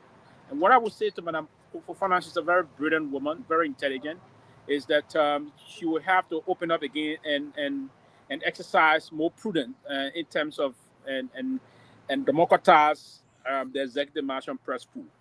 Allow people to come and continue carrying out their reportage. Don't censor journalists. You have to be open to the issue. But this killing issue, the arbitrary arrest, the torturing, and all those things, I mean, it's a hallmark of this government. This government, time to time, openly disregarded the issue of the respect for human rights and the respect for the rule of law. So, I mean, this is not a surprise instrument here. And they're trying to now substitute this news by saying, oh, CDC headquarters. No, that is not a major development here. CDC is going to find a headquarters. CDC will obviously get a headquarters, right? That's not an issue. The thing here is you've been hitting on the Liberian people. You've been violating their human rights. We've been on the war for many decades, almost 2 decades now. It's about time that we go back to proper democracy. So I'm not surprised this report is coming up. I will not be surprised unless their report will be terrible. I will not be surprised unless report will also be the same. So I think this is just a manifestation of what we've been talking about in time past and what the government have perpetrated against the people of Liberia. And I'm not surprised to see Josiah Joker highlighted in this report. I'm not at all, because he's behaving as though he's the deputy president of Liberia. He want to do more than even what the president is doing. if we will. So I mean, it's not an issue. But quickly, Seleke said, I will end here. Says something about this tax thing. Seleke, in our country, you don't have to be employee or non-employee. If you can build a house, we are not talking about hot tax. We're talking about real estate tax or taxes.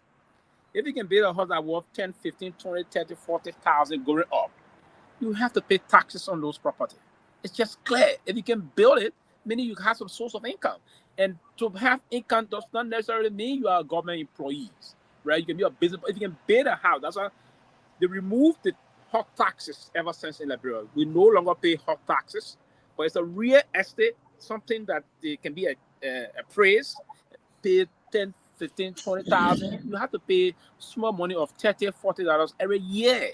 It's not that much. Mr. Pewee, will you advise the Liberian government to put stipulation on at what level should we start paying taxes? If your house is, let's say, 10,000 and below, you shouldn't pay. 11,000 above, you every should pay. real estate you have to pay tax. You don't have to. I will advise the government to do that. If we don't pay taxes, how do we move the country forward? Right? We have to. If I got a real estate, I got real estate in Liberia, right? I got properties in Liberia, so I will have to pay taxes on those properties. It's just fine, you know. I don't have to work with the Liberian government. I will have to pay taxes on the property. It's just fine enough to do that. And I mean, they're not bring it on the other side of things, but we're not talking hard taxes here. We're talking about real estate taxes, and we have to do that. We have not been doing well in the real estate area in terms of paying taxes, but they have certain Liberian citizens that are normally paying their real estate taxes, if you will. But if the government trying to enforce that, to ensure that we push up a little bit the tax collection from the real estate perspective, I will support that. But while supporting that, I will also call for government to create more opportunities for employment opportunities, and so also those that are paying the taxes should have the worth of the tax they pay to the government. And exactly. Let me ask you 1 minute, Mr. Josh. Yeah, you know, because we have a full house, and we right now we cannot. Somebody can enter the studio. I'll be stepping aside to bring other people in the studio. But before I leave, let me say something. Right, I want to highlight Mr. Joe Monju comment. I think he's making sense there. Okay, I know people right now. If you oppose the government, if you oppose the Boga government, you will not support this. But he says the U.S. has lost its standing as an arbiter of human rights. It cannot accuse any country of human rights violation when the U.S. is on a daily basis depriving of the undocumented of due process. And he also went after my sister Sarah. Okay, Tomalin, let me come in for a minute. Tomalin, please. I haven't spoken yet. Let me come in for a minute. He said, Ms. Sarah, when you take an undocumented Cuban and you put in the South Sudan, that tells the world that the U.S. is not serious about human rights or due process. This is vulgar hypocrisy by the U.S. And honestly, I mean, take it or leave it. Depending on which side of the political aisle you find yourself in. But now, and people said it. People said the things the U.S. government are doing. Tomorrow, people will question them when they try to talk to people about human rights. They will question them because you're doing the same thing in the country. And you want to lecture other people about human rights. So yeah, these are the points people are saying. But now, Mr. President Boga, does he have the balls to stand in front of Trump or the U.S. government and say, you're not telling me, lecture me about human rights when you're doing this, you're doing the same thing in your country? Can he do it? We don't know. Can the foreign minister of Liberia do it to say, Margaret Rubio, you don't lecture about human rights? You're doing worse than what you're accusing of doing. Can they do it? That's the question. And lastly, Seleke talked about the cabinet. Seleke, cabinet meeting is very important. So I know he agrees that I support Boga having cabinet meeting. He can have 10, no problem, because that way they can do most of the discussion and face each other. So cabinet meeting is not something, not a bad thing. Cabinet meeting helps the government and they can all brainstorm. So you criticize a cabinet meeting, I think it's right. And lastly, I will say this: I just saw I just saw the headquarters of the Liberia. You got CMC now. Then you got the People's Action Party. The headquarters. They just showed me the headquarters here now. What are you doing, Liberia? So, how many party you have with election camp? Anyway, 350. Let me bring somebody in because I gotta get somebody. Everybody wants to have their own political party. Yeah, Mr. Gayman, let me step in. Come in, Mr. Dix. I totally agree with Joe Monju, and then I will buttress I will add to it certain things. Like, America talk about democracy. When I came to this country, I saw smooth transition of power for the first time in my life. I was 21 years old. I saw Bill Clinton driving to the White House, having tea with George H.W. Bush, driving to the Capitol ground and taking the oath of office, and saw George H.W. Bush fly to Texas. In 2020, the current occupant of the White House didn't do that. He packed a bag and went away. So right now, America doesn't have no moral standing to talk to anybody about democracy or human rights or anything, because so are you telling me our rights to be violated? No. Listen. Let him land. But what he says is not true. Let him land. They got this. They got Let it. him land. They got it. Go ahead. Let him land. Why can't we set up our own rights? So somebody has to write a report, then we take it as gospel. Why can't we set up our own rights? I'm not. Let him finish. I didn't interrupt you. We're always waiting. We're always waiting for somebody to write a report. Then we take it as gospel. We know these things are happening, but that's not true. There are local people who compare these reports. You know that. But no, he don't want to say it. He don't want to say it. He don't want to say it. Listen. I'm not arguing the content of the report. What I'm arguing is that we shouldn't wait today. Then we start singing hallelujah because they wrote a report. These things have been happening in our own faces. That's what. So do we wait for America to write a report before we say it? That's what I'm saying. So I'm coming. So if America say everything is all right, then we agree everything is all right. That's what I'm saying. Yes. Look, it is all of what the United States. 1 minute.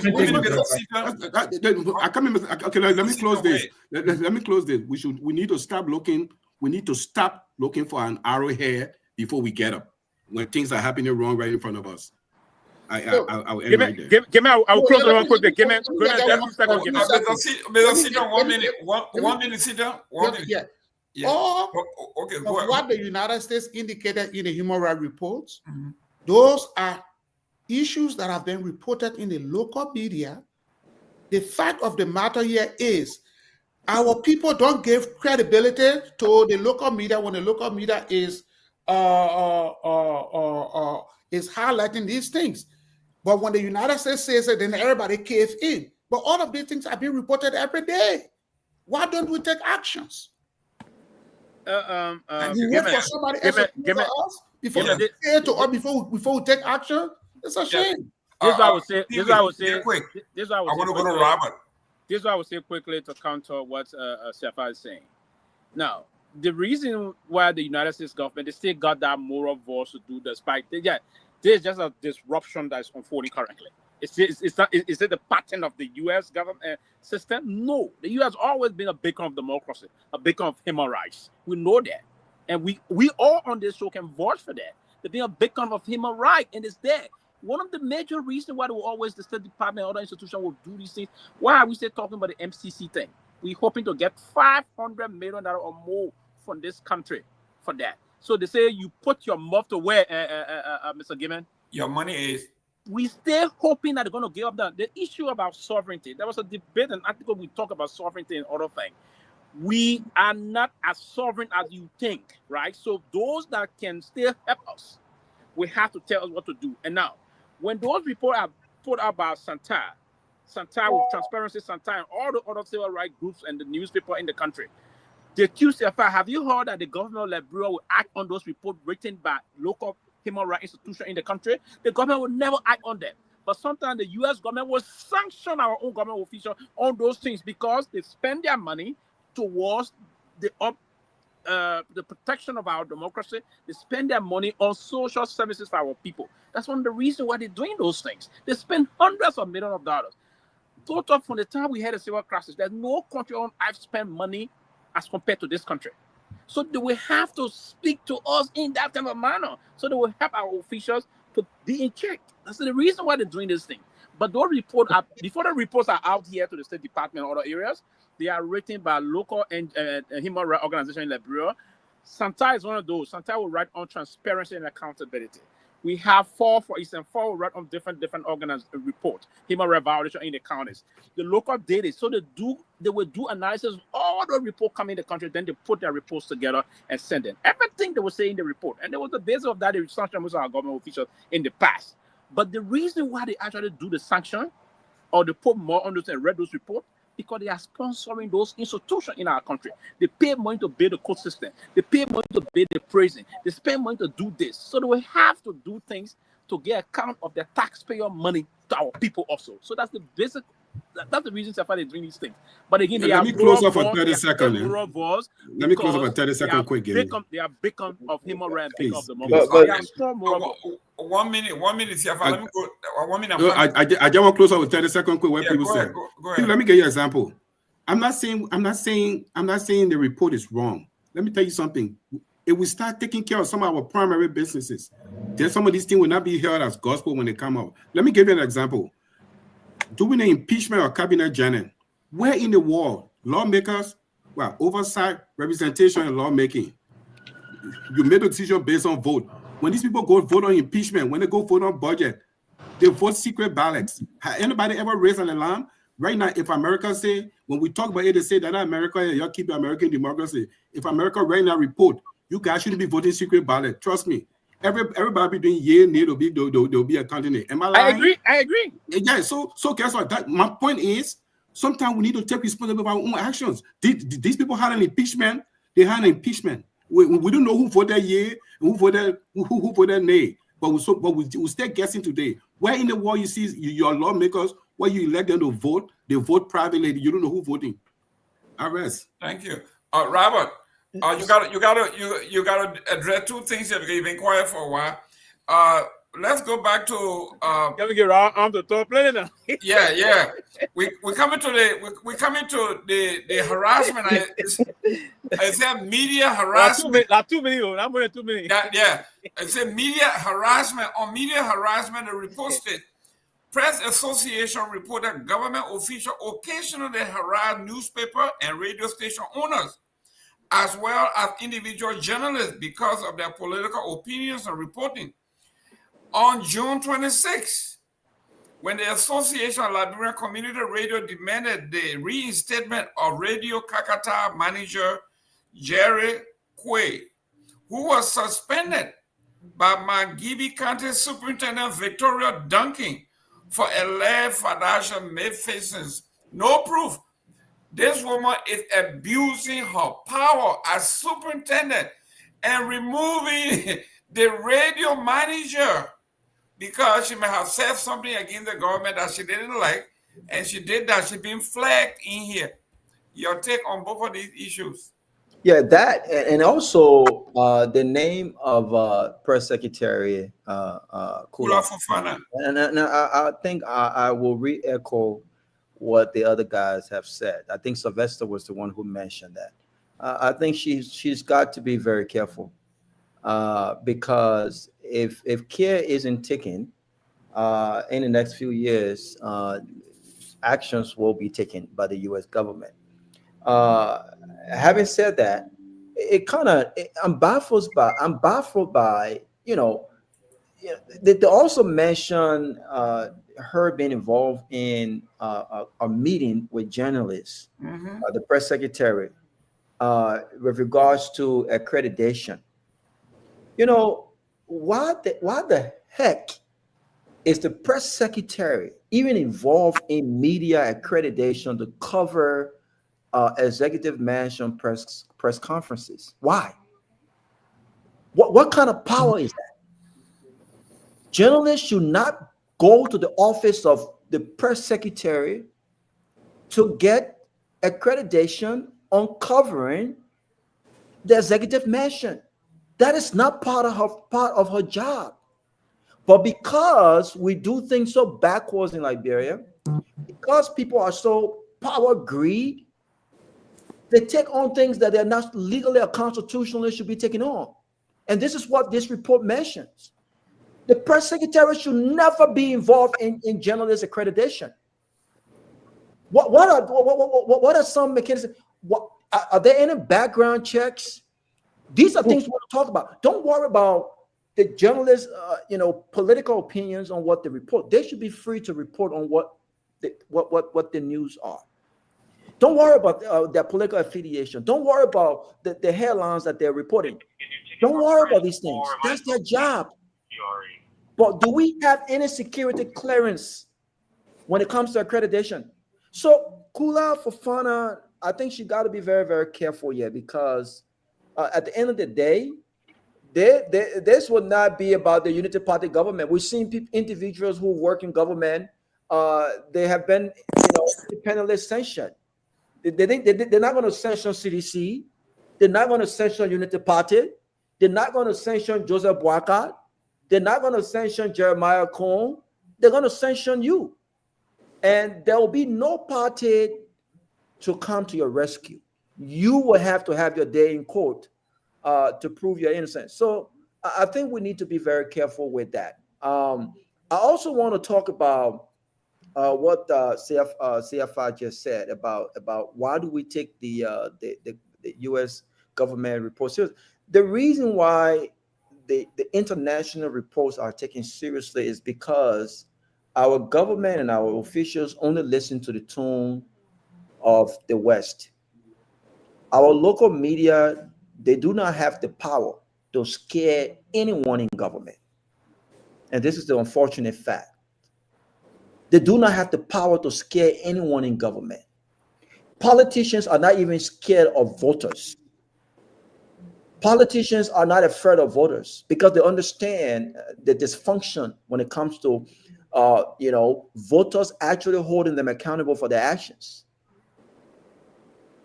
We haven't seen people, you can say Joe Weah was voted out of power because he didn't do this, he didn't do that. You can say, people, representatives have been, but look at the people that they're replacing them with. They're replacing them with people who were also taken out of power for failures, and they're just recircling these people. So if the U.S. report, what is on human rights or whatever, if that's the report that will wake people up, then that's the report we're going to keep emphasizing. So this does not negate the fact that these things have been happening in the country. It's been happening. But what kind of actions have been taken? What kind of actions have been taken? Nothing has been done about it, about these things that are happening. And I want to join Seleke. This government is going 2 years now. You remember when CDC came to office? These guys did not. This is my frustration with CDC. Because the passes that Unity Party have been given on all of the key issues, Unity Party did not give CDC that kind of grace. No, that's true.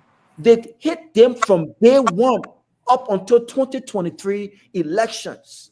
They did not give CDC that kind of grace, Mr. Gayman. So how many more cabinet meetings are we going to have to start to see the needle move when it comes to economic empowerment? Where are the economic policies?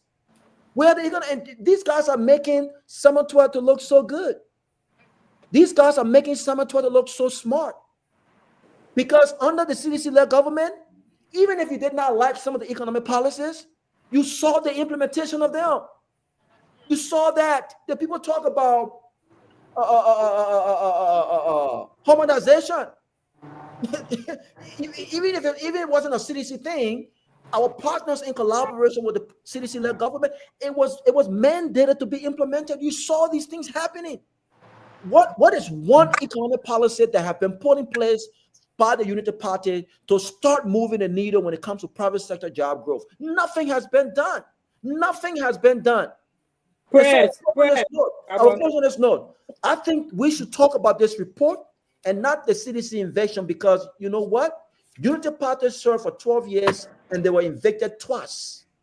In fact, they were evicted a few months before the election, and the eviction had nothing to do with the election. They still won. So CDC being evicted does not have anything to do with the lives of the Liberian people. CDC can either go and construct a new headquarters, or they can go and rent a new headquarters. Same thing Unity Party did. So we should not put emphasis on a political party being evicted. No, it has nothing to do with anything. I think this is a distraction. Let's talk about the Human Rights Report, because this Human Rights Report says a lot about this government and the changes they came to implement. It says a lot about the kind of rescue they came to rescue. Are they rescuing the people when it comes to security, when it comes to freedom of speech, when it comes to censorship, when it comes to economic empowerment, when it comes to security? or are they rescuing the people for themselves? Last thing I want to say is this: you want to tax people? You want to tax people? The whole tax structure in Liberia is you're taxing people who don't have no jobs, right? So to foot the bills of people who are poor people disguising themselves as rich people. Because these guys in government, what does the taxes do to the people? What kind of infrastructure development do we have on the taxes? Nothing. You're only paying bills. You're paying, oh boy, generator that's cost $3,000. So what are you using the taxes for? What tax is he paying on the generator bills that? Oh, listen, man, we need to stop this nonsense. Until we put in the mechanism to truly ensure that Liberians are in power, shut up when it comes to taxes. Tax those businesses. Until you put in a mechanism to reward small businesses, shut up. Because you know what? The people don't have the money. They don't have the jobs. Where are they going to get the tax from? Where? Thank you. Silly, let me welcome the senator in waiting from Grand Jita County, Honorable Gay Senior. Honorable Gay, welcome to the show. We have a group now. It's growing. The momentum is sparking up so fast. What kind of group? Listen, don't say it. We'll talk about it in the coming days. There you go. You in your third league, you won't tell anybody what our third league is. So better. Another one now. Ask one group. We'll talk about it in the coming days. Yeah. No, Sylvester, trust me. I'm not going to do that with you. I'm not going to play no games here. You're going to hear from me in about a week from now. I gave you a call. In a week, I can always be on the show. In a week, if I don't give you the group, then don't pay me in mind. You remember ANC? That's a good group. What are you talking about? Before ANC, let me guys say this, right? Here's a strategy. We got to have a grassroots movement at the county level. You can't win the presidency without having footprint in the county. And I'm doing my part on the Grand Jita level. I challenge other ANC members as well to do it in other county. I'm doing it from my own backyard. Kromah, where country are you from? Man, I want to go on about Avonima. Okay, so that difficult question to answer. I see what you're talking. I see what you're. But let me tell the man challenging you to. But I'm confused though. What Anthony is saying? What kind of new group are you talking about? Let's stay on topic. No, we are on topic.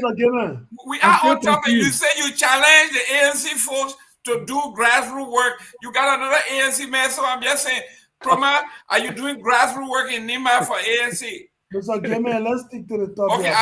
Okay, I'll give you 1 week. Like the man said, next week, 1 week, you better come out here and give us a report. Mr. Kromah. But give me. But let me make my point. The main thing, Mr. Wait, you come here, man. You come here. Hold your radio. I don't want to come in before Brother Anthony comes in, please. Yeah, Anthony came in late, so you got to pay the price. You can't send me that. No, I'll not pay a business also, but you got to send me the link. You see, now you're going to say, I see the link. I just want to tap onto what Brother Robert and my dear big brother Sapphire, point out. Nobody's your big brother. Just call that name, man. No, he's my big brother. And a special big brother. Why I say I got to mention his big brother there. So I beg you, Mr. Gayman. This thing, not CMC thing. I beg you. So the other thing though, even that ANC collaboration. Yeah, I see. He got honestly, we kind of pay too much attention to this. The U.S. State Department, the different sanctions they've been given. But here is what I wanted to bring our attention to.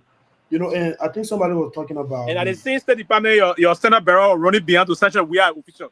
At the same State Department, your Senate Bureau. Evidence of that. So give me. Wait after the sanction we have people with our affiliate. Yeah. No, but if Kumis are actually doing that, that's a good fight. Sanctioning people. I'm coming now. Hold on. No, I'm coming. Hold on, Mr. Pewee. Yeah. If Mr. Cummings were actually doing that, censuring people who could not account for the Liberian 25 million mob of SSI, it's a good thing. Censuring people who are killing innocent Liberians in Morovia every day, every night, people like Jefferson Koji, then that was a good thing. But at the end of the day, you not get evidence. You not get evidence. We have proved that. But man, don't take me bail for Sylvester. You don't have any record on that. I will tell you that Cummings is a gay. I will tell you that Kumi is again. Listen, man. No, you can't say that. If you say Jabasi Koji killed someone, You know anybody coming laughter? You know anybody Koji kill? Everything we say here is nothing but speculation. There's Kumi no is proof. not a gay. Kumi You is know not anybody a like gay. Koji kill? And you know that. Kromah, answer the question. Anyone. Kromah, Do you know answer the question. Sidiki, don't take the bait for Sylvester. I told you, don't take the bait from him. Do you know anybody like Koji kill? Yeah, you know anybody Koji kill? Mr. Gayman. He will not say it. We will stick to the topic and I will give Oh, you better stick to nobody will take it on The track. topic is Jefferson Koji killed. The one the So we US wanna know the who one the did he US State kill. Department said, now I don't want to say it. Why? The US The report didn't say that. The report never said that. They never The report didn't say said that. Koji killed someone. No, go to the US State Department. Kill someone. Then you have to go back and read that report. He didn't say that. No.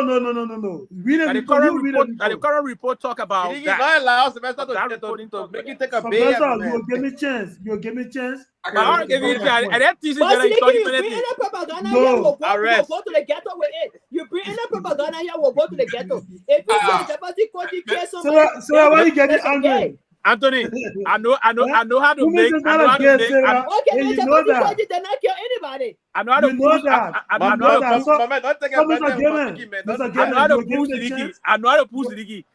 Before we to be on this discussion, I want to say this one. You go, ooh. Go ahead. I can pull in. But go ahead, Sidiki. No, but you're not pulling me. You're not pulling me. I know I'm pulling. I want to eat your 6 But months. here was the thing. Here was the thing, though. Here was the Uh-huh. thing. You know, as I was saying, we tend to kind of pay too much attention to, you know, every report that comes from the U.S. State Department or the United States for, you know, in large. But let's look at the different sanctions the U.S. government been placing on government officials in Liberia. The U.S. government come up, they sanction Myean. Myean, you know, George Weah begged Myean to resign without pushing the code, the case in code for Where did Myean John to we have come up. Myean to resign? Oh my Sarah, God. Sarah, give me a chance. No, but don't Give me do chance. propaganda in because your the way No, you but give me a chance, Sarah. you said John, we are back, he will resign. Of course, I want to dead. So give me a chance. What do you mean it wasn't a dead? in there, then you are working the fight. Yeah, but give me a chance now, Sarah. You're not do Yeah, this. but they're Give giving me you a chance, but you be erroneous. They No, will she will put give me propaganda in chance. a statement and you want her to shut up. You That's put right. propaganda in here Let's stay Okay, on you get topic. a time. When you get a time to talk, you Okay, can talk. talk. But we ahead. gotta erect a checkpoint because you can't just No, erroneously. Lee, there is- they see there we're is here no- to represent ANC. We all here for our own party. Then Myean resign on your own. Myean resign on your own volution. Sarah, you will give we me are a did chance. not beg nobody to resign. So Myean am I resign allowed to on his speak on own the show? volution. You are are there not when we are volution. begging him. But you keep You are there when we are begging my girl.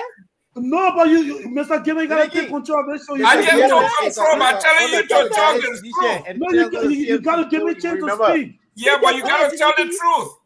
Speak the facts. Again, the U.S. government sanctioned Myean. George Weah asked Myean to resign, and Myean resigned. And Myean went to Magini County today. Myean is a senator in Liberia. So what I'm trying to say here is that sanction, you know, or the intervention of the U.S. government into the different issues or human rights issues in Liberia, it's not really making sense at the end of the day. Because any decision the U.S. government take, you know, the officials in Liberia, they are not being persecuted, they are not being forced to go to court to exonerate themselves or to prove themselves whether they are wrong or not. But at the end of the day, those same people, they go and participate in different elections.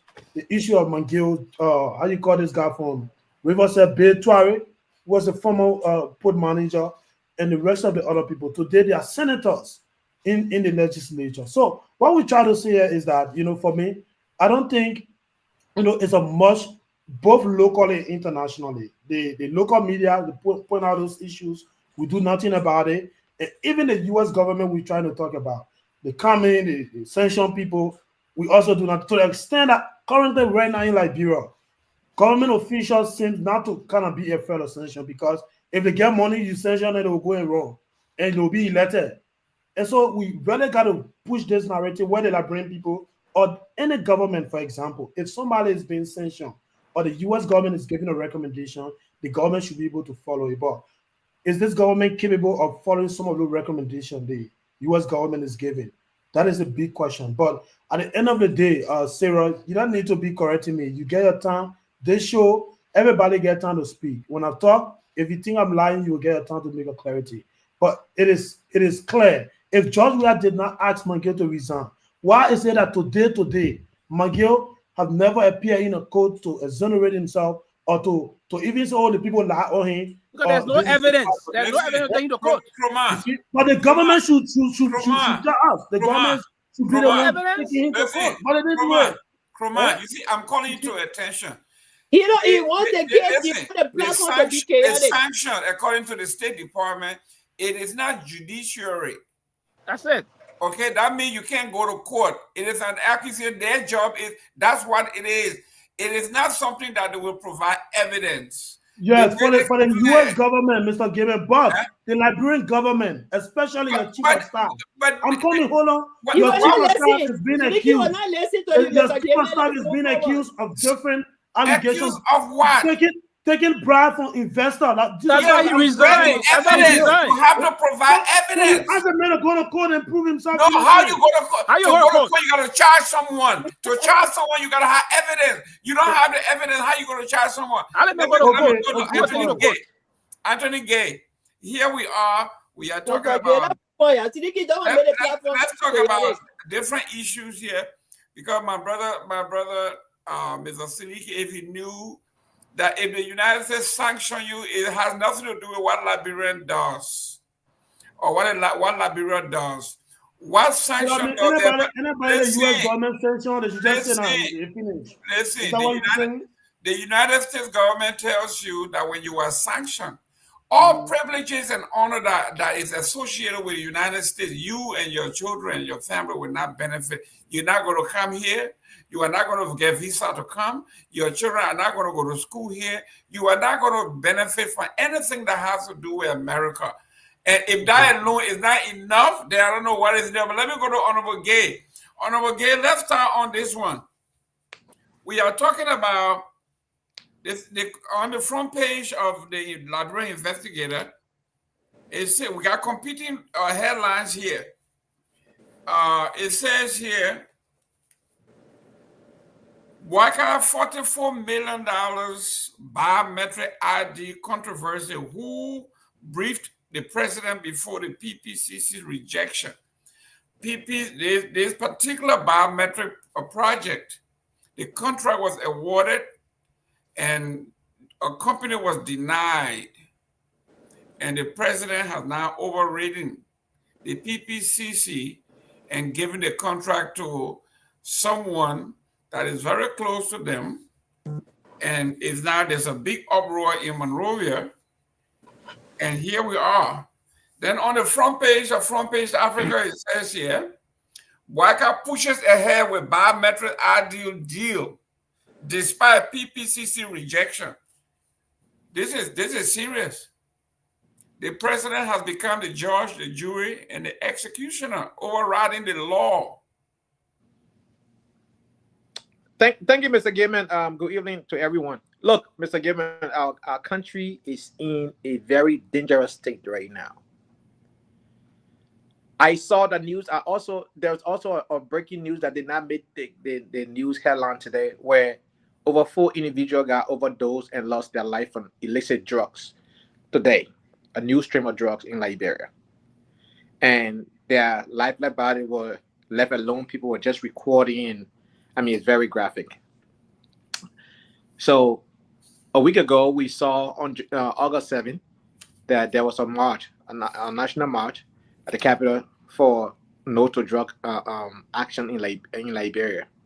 We saw most of the government officials, even some lawmakers, wore no to drugs t-shirts in Liberia. And today, we saw the real reality of the drug issue in Liberia, where over 4 individuals' lifeless body were being displayed on camera from illicit drugs. Our country is in a serious mess. We saw the finance minister making a pledge to the Liberian people that no civil servant will receive $150 US dollar, less than $150 US dollar in 2025. We have gone 8 months into 2025, and there are people from the internal Affairs Ministry and other government ministry, including other civil servants that are still receiving less than $150 as a salary per month. There's no fiscal policy by this administration. Nothing whatsoever.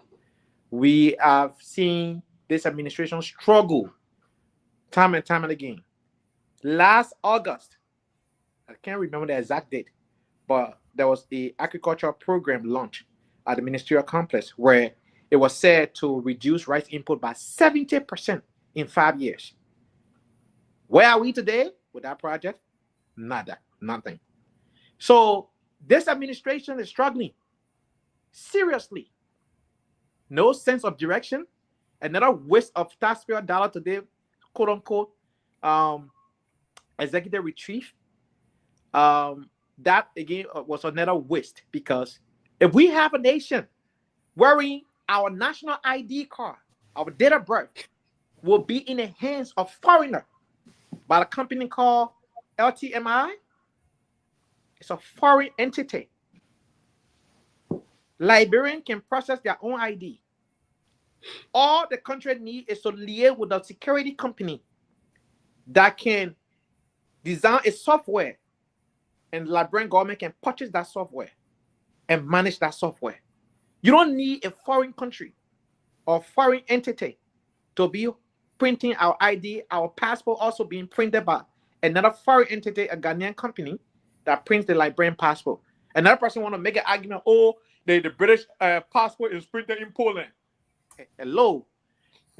Do you know the circumstances surrounding that? It is cheaper to print it in Poland for the British government.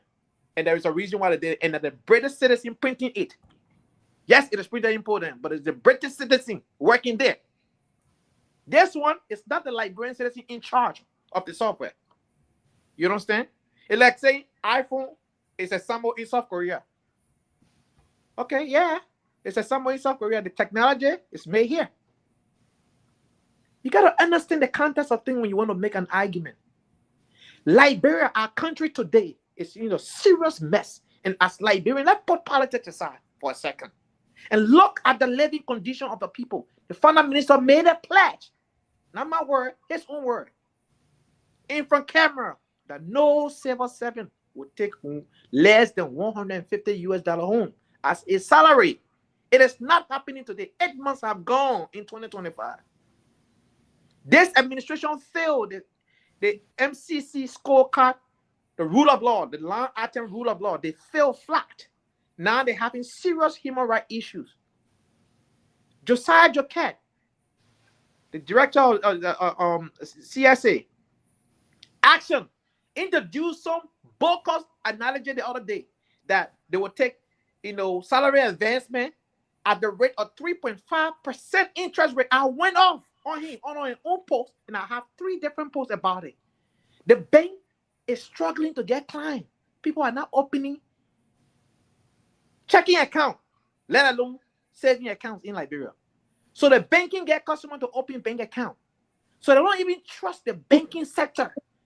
Consumer confidence has been discouraged by the banking sector in Liberia because nobody trusts the bank. You put your money in the bank, you go for it, quote unquote, system is down. You can't get your own money back. So guess what? Nobody wants to open a bank account in Liberia. The government had not put in place a fiscal policy, and the central bank need to put in a monetary policy that would give consumers the confidence to open banking account. This country called Liberia is trending on the wrong path under the watchful eye of His Excellency Jose Yumambuaka, the President of our Republic. Thank you. Thank you. Let me go to Mr. Victor Nagbe here. This man is a politician. He's running for the Senate in Grand Jira. So I wanted him to talk about our $44 million biometric system that have been violated, and he's running campaign. Mr. Nagbe? Yeah, but I'm just confused about the new group he's talking about. I don't understand. Anyway, But let me let you ever know that I misunderstood this point I'm not earlier. leaving my ANC party. Let me get say that. Oh, That's reassuring. That's reassuring. That's reassuring. But look, yeah, the reporting on this biomed this national ID card thing is that this is a single source contract. Apparently, the PPCC came out against this this very entity that is being awarded this contract, and it appears that well, it seemed like some of the information was concealed from the president, which I don't believe, because I think we're making too many excuses for our leaders. It is always somebody, but that's why they are there, to shine their eyes. But yeah, the process started. If we remember back, I think in June or so, there were reportings of delays, long lines and all of that, and then it was halted. And we had thought it was halted because they were trying to overhaul the process and make it more efficient. But they brought it right back and left the same institutions in place, same people in place. The only difference was that they had not given it. They had given it to the president's political advisor, national security advisor. My friend, brother Samuel Kofi Woods. But it appears that all of the concerns that were present, that were weighing this thing down, are still there. The president left everything intact, including the initial contractor and everything. So it really is, it's hard to understand. And now we're hearing all of this now that there's all kinds of nefarious things happening in the background. But I don't know where to this government. It's really difficult to find a bright spot with this government. It's just so surprising and disappointing. But yeah, that is the reporting. It appears there is something that is also pushing this contract to the detriment of the ordinary people who will suffer again, because the long lines, I don't think they'll be able to resolve this. And like my brother, before you land, the report actually flagged your friend Kofi Woods as one of those who were pushing this particular company. Of course, Kofi Woods, I believe, Mama Kabe, Ability again. The usual suspects. And yet we want to make excuses for this president for his indecision, his inability to make a decision. Look, I don't care if it is my own son or my own brother, or whoever it is. If you're in a government and you're not functioning, I think the president should do the needed and replace you with somebody. But it is the same thing we keep hearing. And look, I can tell you, nothing is going to happen about this. It is going to continue as is. Next year, to this time around, we might still be talking about it. Very unfortunate. Great. Ladies and gentlemen, time is fast spent. Let's go to this very important topic here. This one comes from... Mr. Gayman, just 1 minute. Can I comment on the ID card thing? Just 30 seconds. Go ahead. Yeah, so this whole outsourcing the national ID card registry to a foreign company, it comes back to the same thing I was saying earlier. We never originate stuff on our own to see how we can start something from the start to the end. It's outsourcing, then it's easy. When some foreign country read a report, we take it as gospel. We need to act like an independent country, sit at the table, think on something from the start to the end, and get a workable solution. Thank you. And to Sefa's point, I don't think this is any different from LMT. We were talking about the Ministry of Transport. It's the same thing. Yeah, but Mr. Sefa Dix, maybe 4 or 5 years ago, there was a guy by the name of George Famole. He actually put together something similar, a system like this, and he actually bid it. Okay, he was a specialist on the national. It was a national identification system he built that would have actually identified every home, every lot in Liberia, and numerate them. George Family has that system. I thought by supporting this administration, I thought they would have turned to him, because this man put together something that he said the Ellen government didn't look at, because he didn't have the money to bribe folks. So that these folks were coming, and his system when the guy talked to you, he knows what he's talking about. But because he's a Liberian, he doesn't have the kickback. Like they are saying, it's they are possible saying we can here. have I our don't know own why system in our Liberia, government like Jeff use said. It's our own possible. people. I don't know why our government can do that. Kofi Wool's problem here is that this company is going to pre-finance 100%. It won't cost the Liberian government a dime. That is Because they will Kofi be Wool's getting plan. cut. They will be getting the cut too. But let's go to this one. Let me start with you, It's Mr. not about D. anything. So the commissioner Mohammed Dust Famula of the Independent National Commission on Human Rights, INCHR, has raised concern over what he described as inconsistencies in the Liberian judiciary's application of the country's drug laws. In a statement posted on his Facebook page on August 12, Commissioner Famula referenced the August turn of opening at the 5th Judicial Circuit Court in Grand Cape County, where resident Judge Usman Faikai delivered a charge focusing on illicit drugs and multiple land sale.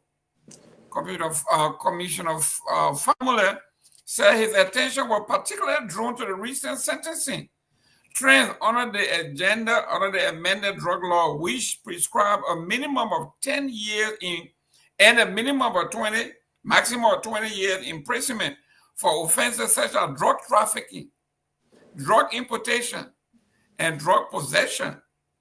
According to Councillor Faikai, I've issued some of the harsher penalties in the drug. But these people, the law says minimum 10, maximum 20. And people are walking away with probation. People are walking away with 1 month, 2 months. Mr. Dix, here we are. A few days ago, people were marching, and I made it clear that it was staged, managed. Here, the commissioner is saying there's a major discrepancy despite what they are saying in public. Some of these places, they say drug is non-billable, but then they bill them out. So this is the conundrum that we have. We're talking about Mr. Dix. Your take on Mr. Famula's claim, and he's basically a member of the judiciary, and he's seeing the discrepancy. Well, I'm sorry. I think it was it 2-3 years ago when they passed the drug law, and they focused mainly on sentencing. You know, to fight drugs, you got to fight like a 3-pronged approach. You got to fight the supply and the demand. The supply, that's the trafficker, the folks that run the ghetto. The demand side is the user, and you got to do awareness, you got to do treatment. But for some reason, they try to criminalize everything. I think Mr. Gayman, you've been in this longer than anybody on this platform. You remember doing the crack epidemic here? They catch you with a little dust or crack, you were doing 20 years. If somebody get a bag of cocaine, they get a ticket. You know what I mean? So, and then at the end of the day, the only successful thing that will like a lot of people. So this fight against drug has to be thought about thoroughly. I think they got a UN OPS that can give us assistance, but we have to sit down and come up with a comprehensive plan on how we intend to fight drugs in the country. Treatment, that includes rehabilitation, and the trafficker, these are the ones that need to get the brunt of the punishment. You can't go raid a ghetto and find a bunch of addicts and go and lock them up and you say you're fighting drugs. So now when you raid a ghetto, the main seller in the ghetto, they're already gone because they get hit off. Because they're the only sober people in the group there. So this war against drug needs to be taken very seriously. As far as I'm concerned, it hasn't started. It's just all been talk. Thank you. Sarah. Yes, sir. The article went on to say, according to Councillor Joe Faikai, had issued some of the harshest penalties in drug cases, including a 60-year sentence against a man who was found guilty on 3 counts: drug trafficking, drug importation, drug possession, by applying the maximum 20-year term to each. That's in Cape Mount. Then he said, but in contrast, he pointed to a separate case in Monserrado County involving the son of Nima County District Number 7, Representative Musa Ability, whose son was sentenced to only 3 years for a similar drug related offense, despite the law minimum sentencing that say minimum 10 years. So he's talking about a disparity in if we are going to fight this drug thing and we are picking people up. Why are we doing it this way? And I think I'm bringing it up because Mr. Benedict himself was here. He said this is a serious thing and it affects everybody. But this man, this other lawyer, this commissioner is saying it depends on where you are and who you are, that the minimum of 10 years may not even apply, maximum 20 years may not even apply. So the thing here is, I think our major problem, one of our major problems here is implementation. We need to forget about the politics. We need to be intentional about this drug business. And I think the political leader, CMC political leader, being mentioned in there where his son was released for drugs. I think he too should stand up and say, no, this is not right. The drug thing is not available. When you are culpable, you go to jail for so many years. So if they took his son out after 3 years, he need to send his son back to jail because his son need to be in jail. The information too is wrong. His son is in jail right now. Okay, thank you for the clarification. What makes the information wrong? Because she said if the political leader's son is out of the jail, No, she said if. She said if. If he's out, because the length of time in jail. The article here didn't say he was out. He said he was sentenced to 3 years instead of 10. Thank you. Okay. That's a disparity right there. That's and drink some more water, Sidiki. Drink some more water. Okay? So the thing here is, Mr. Gayman, our problem here is implementation. And to tell you the truth, governments upon governments have failed us. They have failed us. Because we have to be intentional. Our young people are dying from this thing. We have to be intentional on all levels to be able to solve this problem. It's not about politics. It's not about which party you come from or whatever it is. I think all Liberians should be concerned about the lower end. I even read an article where the LDEA was saying that government ministers are also involved. So if that is true, then where are we going? Our young people are just vulnerable to these people. They are vulnerable. These people, they make all the money. They got the power. They got the contact. They bring this drug from the app through the airport, through the borders and things, just to destroy our young people. And they will come when other people serious people talking about it. They will come and be pretending like they're so serious about drug, eliminating drugs. We saw what happened between the fighting guys when they were over there. They kind of think that happened. They were fighting among themselves. And some of them were even, involved into a lot of things. We have to be intentional. That's just my point. We have to be intentional if we want to fight this thing. Let's put politics aside. It has to do with all Liberians, all of our people. I saw a video of a woman crying. The day that people were marching, they no drug people were marching. There was a lady on that video crying for her son. She was crying for her son. How her son had been destroyed by drugs. Can we see all that? Let's put politics aside and help our people. This has nothing to. If somebody is caught, even if a government minister, you have to be in jail for 20 years. Stay in the jail for 20 years. Let's put something out there so the people can be serious to fight drugs. Seriously, this is hurting our country. Ladies and gentlemen, we got Sarah on fire. But we got two things that I want to announce here. At the end of the week, guys, please get ready to nominate your person of the week. It could be a politician, it could be an ordinary person, but we are talking about ordinary people doing extraordinary stuff. It could be a politician, it could be a clergy person, it could be the president, it could be a political leader. It could be a move that will stand out as smart. And that person could be the player of the year, of the week. So we need to be thinking about that. Secondly, I will be doing a series or an argument either next week or the week after for which generation is the greatest generation in the Republic of Liberia. Who are you considering to be the greatest generation? Is it the Totma era, the Bagley era, the Talbot era, the Doe era, the Taylor era? Which one of these people will be considered the greatest generation of our time? I mean, this is a teaser. Please It don't will be say very that's a good one. yes. It's a teaser. I want you to go home and do your homework, and let's talk about it.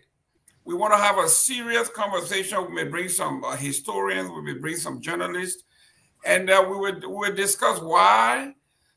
Some people say we should do decades.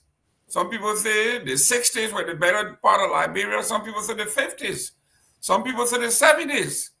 Some people say the 80s. And then some people say, no, we should go by era. We should go by either Bagley, Totman, Talbot, Doe. Go by era. And if we were going by era, I would say the Totman era. Why? Because, to me, Yeah, thank you, Bob. on policy, the unification policy to me was one of the greatest achievements of our time. Then other people got other moves. So think about it real briefly, 1 minute, without doing any homework. Mr. Gay, if you were to guess from the top of your head before doing Right now, I thought I was going to take a stab about the drug issue. well, that's fine. No, we're coming to that. But if you were to just guess before you do your homework, who or which era or what decade will you believe? Who are the best generators? I think I'm torn between Torgbean and Doe. In between that time, that's when Liberians started waking up. More and more indigenous people started getting education because Torgbean helped educate some indigenous people and Doe time. Prior to that, the segregation was just too much. Opportunity was not there for so let's leave it there. We're going to come up with the data and the stuff, but that's good. He's leaning towards Torgbean, Doe, those two. I think we got a lot of issues to discuss right now instead of that thing. Yeah, Sarah, who is the greatest generation in your view? Yeah, but before we have the conversation, before I lose my train of thought, let me make my point on the drug issue now. Hold on, you on drug? Hold on, right there. I'm sorry. I just like the topic. You on the topic, Sarah. I will not let you go by this one. The greatest generation, Liberia, the greatest generation in your thought. I would say the Torgbean. Okay. Counselor, our dean for the cabinet here, the diplomat, the greatest Liberia, greatest generation. Yeah. Liberia's greatest generation, in your view, from the top of your head, without doing any research. The greatest generation in terms of what's a little bit achievement, history, whatever you think that generation have done. Liberia greatest generation. My generation. Which one is your generation? This generation. Eh? This generation. You're not part of that generation. Gen Z. Gen Z. You're Okay. not Gen Z, my man. Gen Z is in this generation. Generation Gen Z. Seleke, what generation? Gen Z. No answer. I'll make a research and come back.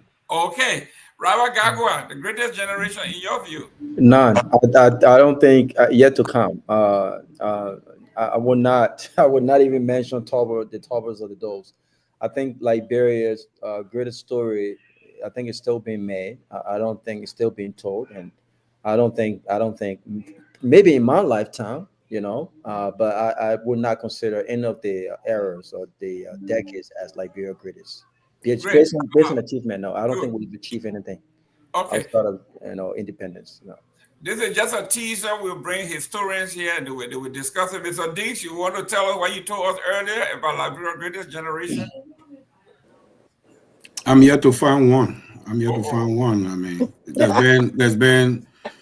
there's been failures. I heard Mr. Nagbe saying the group that challenged the status quo. No, I'm coming. I'm saying something. And then sometimes I think everything is done different in that country. I advocate today, and then I'm done. I say everybody should go on the right side. And the moment everybody go on the right side, mission like when people start going on the left side, I like, well, I did my part. Some of the things they advocated for, those things still exist today, and some of the actors are quiet. Some of the actors are in government. So that's my problem with advocate. And honestly, advocacy is a very tough thing. It's a very tough thing. So as far as I'm concerned, I'm yet to see a generation to say this is the best generation. Victor, I'm not looking for a perfect generation. I'm looking for a generation that have moved the needle, that have done something, that have accomplished something. I just gave you my example of the Totma era, right? We talk about building of the executive mansion, the Capitol building, all the major infrastructure, and then on top of that, unification, bringing the country together. To me, that era, I think, put him over the top. That's just my belief, but the data will show maybe otherwise. Your take. Yeah, I earlier I said I credit, and I think that generation I was talking about, the generation of the mid 40s, early 60s. I think it's the boomer, the baby boomer generation. I will give that generation a lot of credit. Again, my reason is they helped to really liberalize the space as we know it today. They helped to knock down a lot of the walls, a lot of the barriers that were erected in the political space for over 100 years by the TDP-led government. I give Tobo a little bit of credit as well. I think he facilitated, some of the breaking down of those walls. And like I said, he was kind of sandwiched, between his generation that he was ahead of, and yet he was a little bit slow in moving for the boomer generation, and so he kind of suffered the consequences of that. But I give them credit. It is because of them today that we're enjoying a lot of the freedoms that we are. We can all come here, like I said earlier, and speak what the government is not doing right, and there will be no unmarked cars chasing you around. You gotta, take 4 or 5 different turns before you go to your house, or sometimes you gotta go and sleep out. And so, again, I will give them a lot of credit for that.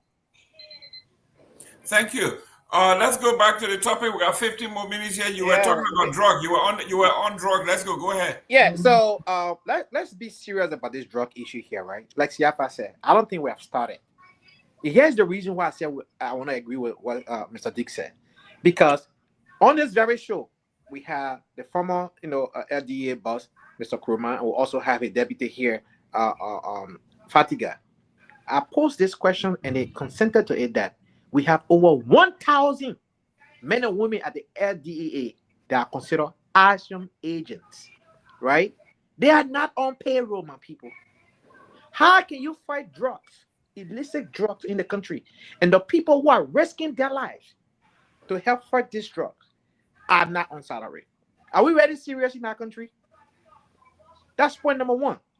Point number two, not to be repetitive, when they get these guys who are the user of the drug, there is no national facility for them to get detox, for them to get rehabilitated. There is no vocational training center to put them back into society.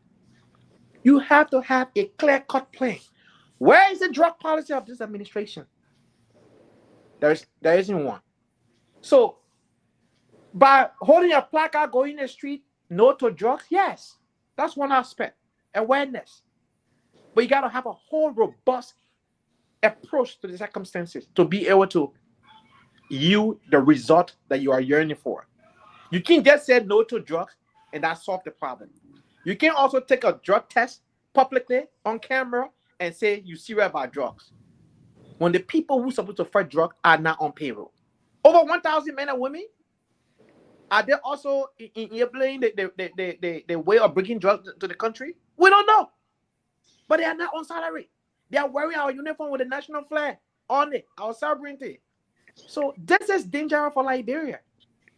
Okay? Do we have the court system set up? Because again, another thing in Liberia is that cases are piled and have not been taken care of. What is the essence of having these courts that are not going after what it is? There should be a specific court for just drug-related issues. There should be a specific hospital for people that are using the drugs, so they can get detox, so they can get rehabilitated, so they can get treatment, and then giving vocational training. That person can become an electrician. That person can become a plumber. That person can become a carpenter, and so on and so forth. They are very young. We got over 100,000 plus. It will amaze you to know that in Grand Zwedru City itself, 8 communities have been identified as Zoko communities. 8. Now 1, now 2, now 3, now 4. But 8 of them. This is everywhere in every county. So we got to be serious about drugs. So if this administration would just sit there and sign an executive order or, say, oh, we forming it. How many committees you guys going to form? How many meetings you going to go to know that this thing is taking people's lives? So, Mr. Gayman, this administration yet again, has failed on this front. Thank you. Sarah noticed that he's talking about Grand Jita. He talk about Zwedru. I think what county is Zwedru again, Sarah? What? What county is Zwedru? What county? Mm-hmm. What do you mean? What county? Okay, we'll pass. Rawa Garguah, if you have any idea about the geography of Liberia, where is Zwedru? Oh, but you should have said where. You said what counties? Yeah, so which county is Zwedru? Go ahead, Sarah. You texting it? I see the woman Googling. I'm not Googling anything. I'm not. But she already spoke on the subject. Pewee. Right? That's another southeast. Oh, Pewee, help us out here. Which county is Zwedru? What do you mean, which county? I don't get it. In Liberia, which county? I think it's Grand Jita. Wow. Okay. Now but you see. It's the city. It's not a county. It's the capital city. Come on, Sarah. It's not a county. Sarah, I said which county? What I'm getting at, you missed the point.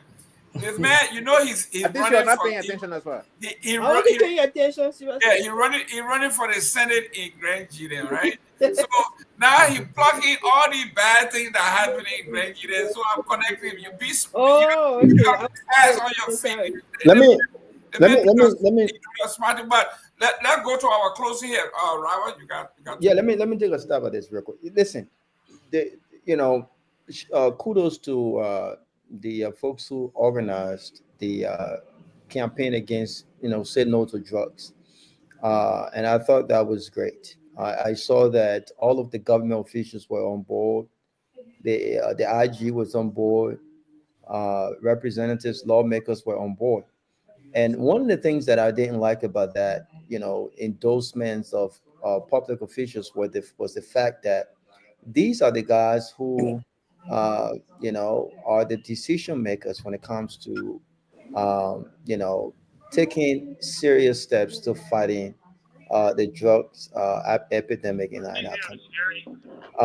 If these guys truly care about curtailing drugs in Liberia, they have within themselves the power to do that. They have the power to do that. We spoke about this arrest agenda. The president, I think I'll give some credit when the budget was sent to the House. I think they had initially asked for $2 million on to LDEA. When it went to the Senate, when it was sent back, they cut, I think, almost $1.5 million of that, and ended up with under $500,000. And so I'm sick and tired of people just talking the big talk. If you truly want to do something, you have the power to take some serious actions on drugs. We cannot, as a country, fight drugs only by talking about it. We got to take serious actions. Since this civil crisis, we have not done anything. The government have done nothing to rehabilitate ex-combatants. We disarm folks. No process of rehabilitation. No process of reintegration. Those are the first initial steps you have to take. Then we also have to invest in technical and vocational trainings, right? The reason why people have gone back and resorted to taking drugs is because they're doing nothing. People are less busy. I mean, people stand in the streets, in counties, and even in Monrovia to watch the escort of the president pass by. I mean, the country is less busy. People who are not working in the country have nothing to do, especially young people. And so if these people have nothing to distract them, if these people have nothing to give them hope for the future, if these people have nothing to build families, what do you think they would do? So listen, unless we as a government say to ourselves, we need to invest in this whole drug thing. You've got to rehabilitate. You got to reintegrate.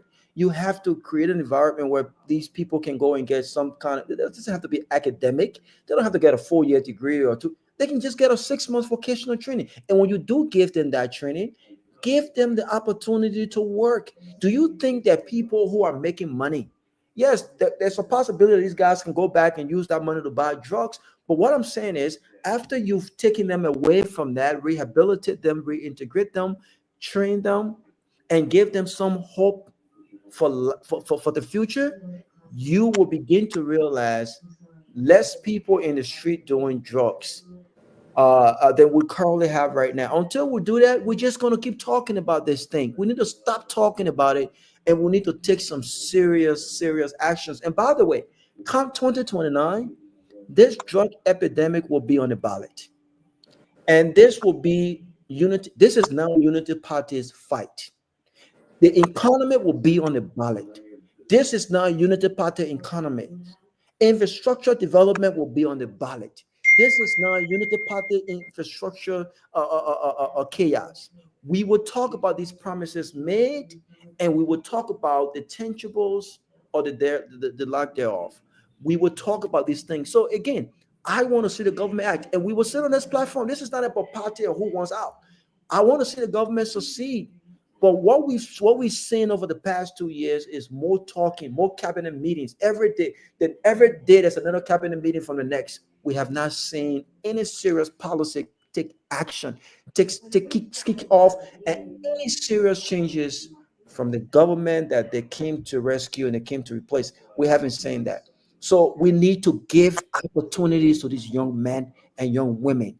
That's how you fight drugs. Other than that, my brother, these people will continue to do what they're doing, and we will continue to protest. Government officials will continue to join these protests, join their voices when they have the power to do something. I want to see a legislation that says, you know what? We will invest $4 million in rehabilitation. We will invest this amount of money in building rehabilitation centers. And these people who are doing these things individually, kudos to them. Like Darius Dillon, kudos to him.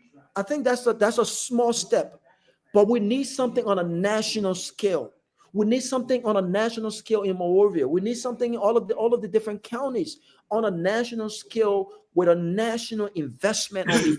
And until we do that, unfortunately, I'm sorry to say, we would not need to move on drugs. I'm sorry. And we need some radical changes at LDA. The current leadership at LDA, unfortunately, it did not work with the Fatigas and AB. The current leadership, I think they're worse. I think they're worse. I don't think old boy has what it takes to fight drugs in Liberia. I don't think he has that. Thank you, Mr. Honorable Pewee. We have here, this is breaking news. In response to the human rights report, the president has urged the Ministry of Justice, the Independent National Commission on Human Rights, and other relevant agencies to undertake a review of the report finding and collaborate to develop and implement actionable policy recommendations aimed at strengthening the nation's human rights framework. The president assured both the Liberian people and the international community that the findings of the 2024 U.S. State Department Human Rights Report will be taken with utmost seriousness. This is BS. I'm sorry, Mr. Gayman. That's BS. I'm not talking about Honorable Pewee. This is release just came in from the executive mansion. Pewee, please re-echo that. This is BS. Please in your closing. Yeah, okay. I will use that in my closing. I thought, and again, and that's why if you are into government and governance, you need to understand the proceedings about governance and other things. And leaders sometimes in the country, if a leader were to pay attention, that's why a good and he behaved. We leave just now. It's an extraordinary clap on the line from Mr. Boakai. That's what a good leader will want to do when you're serving. In this kind of thing coming from an international partner, what he just said, that's what a leader will move immediately to do. Say, okay, we're reviewing it, we assess it, we'll take actionable. Can I ask you, Pewee? Pewee, can I ask you 10 second, Pewee? I will not give the president credit because this is a reactionary tactic. We need to be more proactive than reactive. To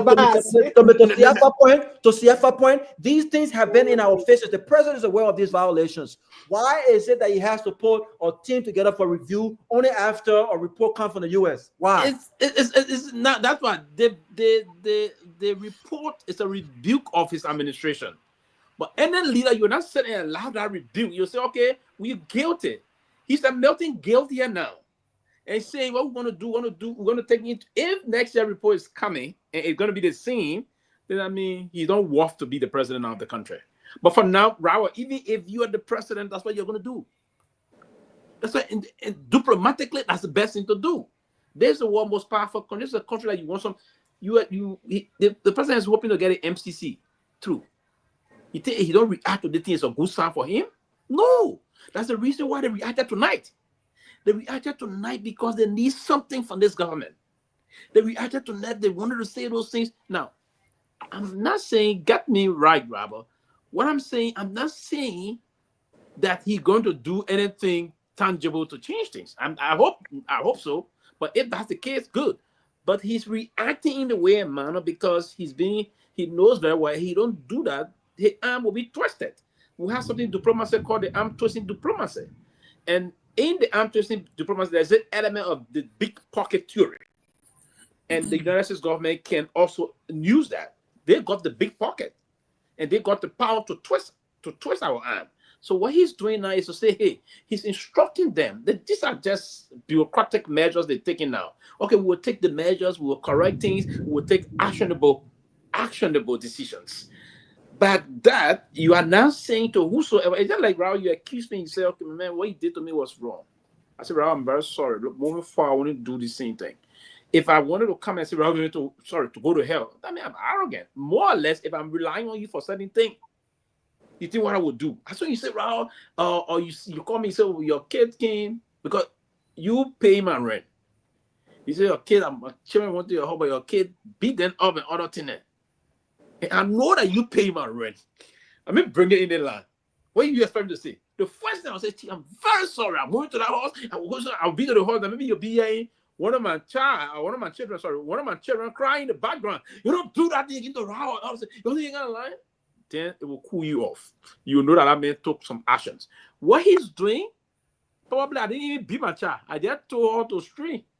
Then you heard that noise. Okay, man taking some action. So what he's doing now is that he's trying to take a measure to show to these people that, and that's why sometimes when the leader care, they do showing some sign of being concerned, it also pay off in diplomacy, and that you took some actions, right? And so that's one of the reasons why I think they're doing this, and that's any good leader would have done that. Even if the intent is not, you would have done it to prove to people, because you're not onto yourself. You were hoping for them to do something for you. So that's the reason, basically. So Gayman, I'll close on this note that we hope that these measures, the Minister of Justice will take actions and other things. If we see the police tomorrow brutalizing other people, jailing people, doing this the next day, then we know they're not serious. And this thing will be documented again. And if there's a report coming up to rebuke them, and this report may even is a concern, this report may even, it may be difficult for them to get this MCC. And it will also is a rebuke to them. Investors will run away from the country. It's not a good sign for them. It's a serious rebuke of the government, and they're playing with this.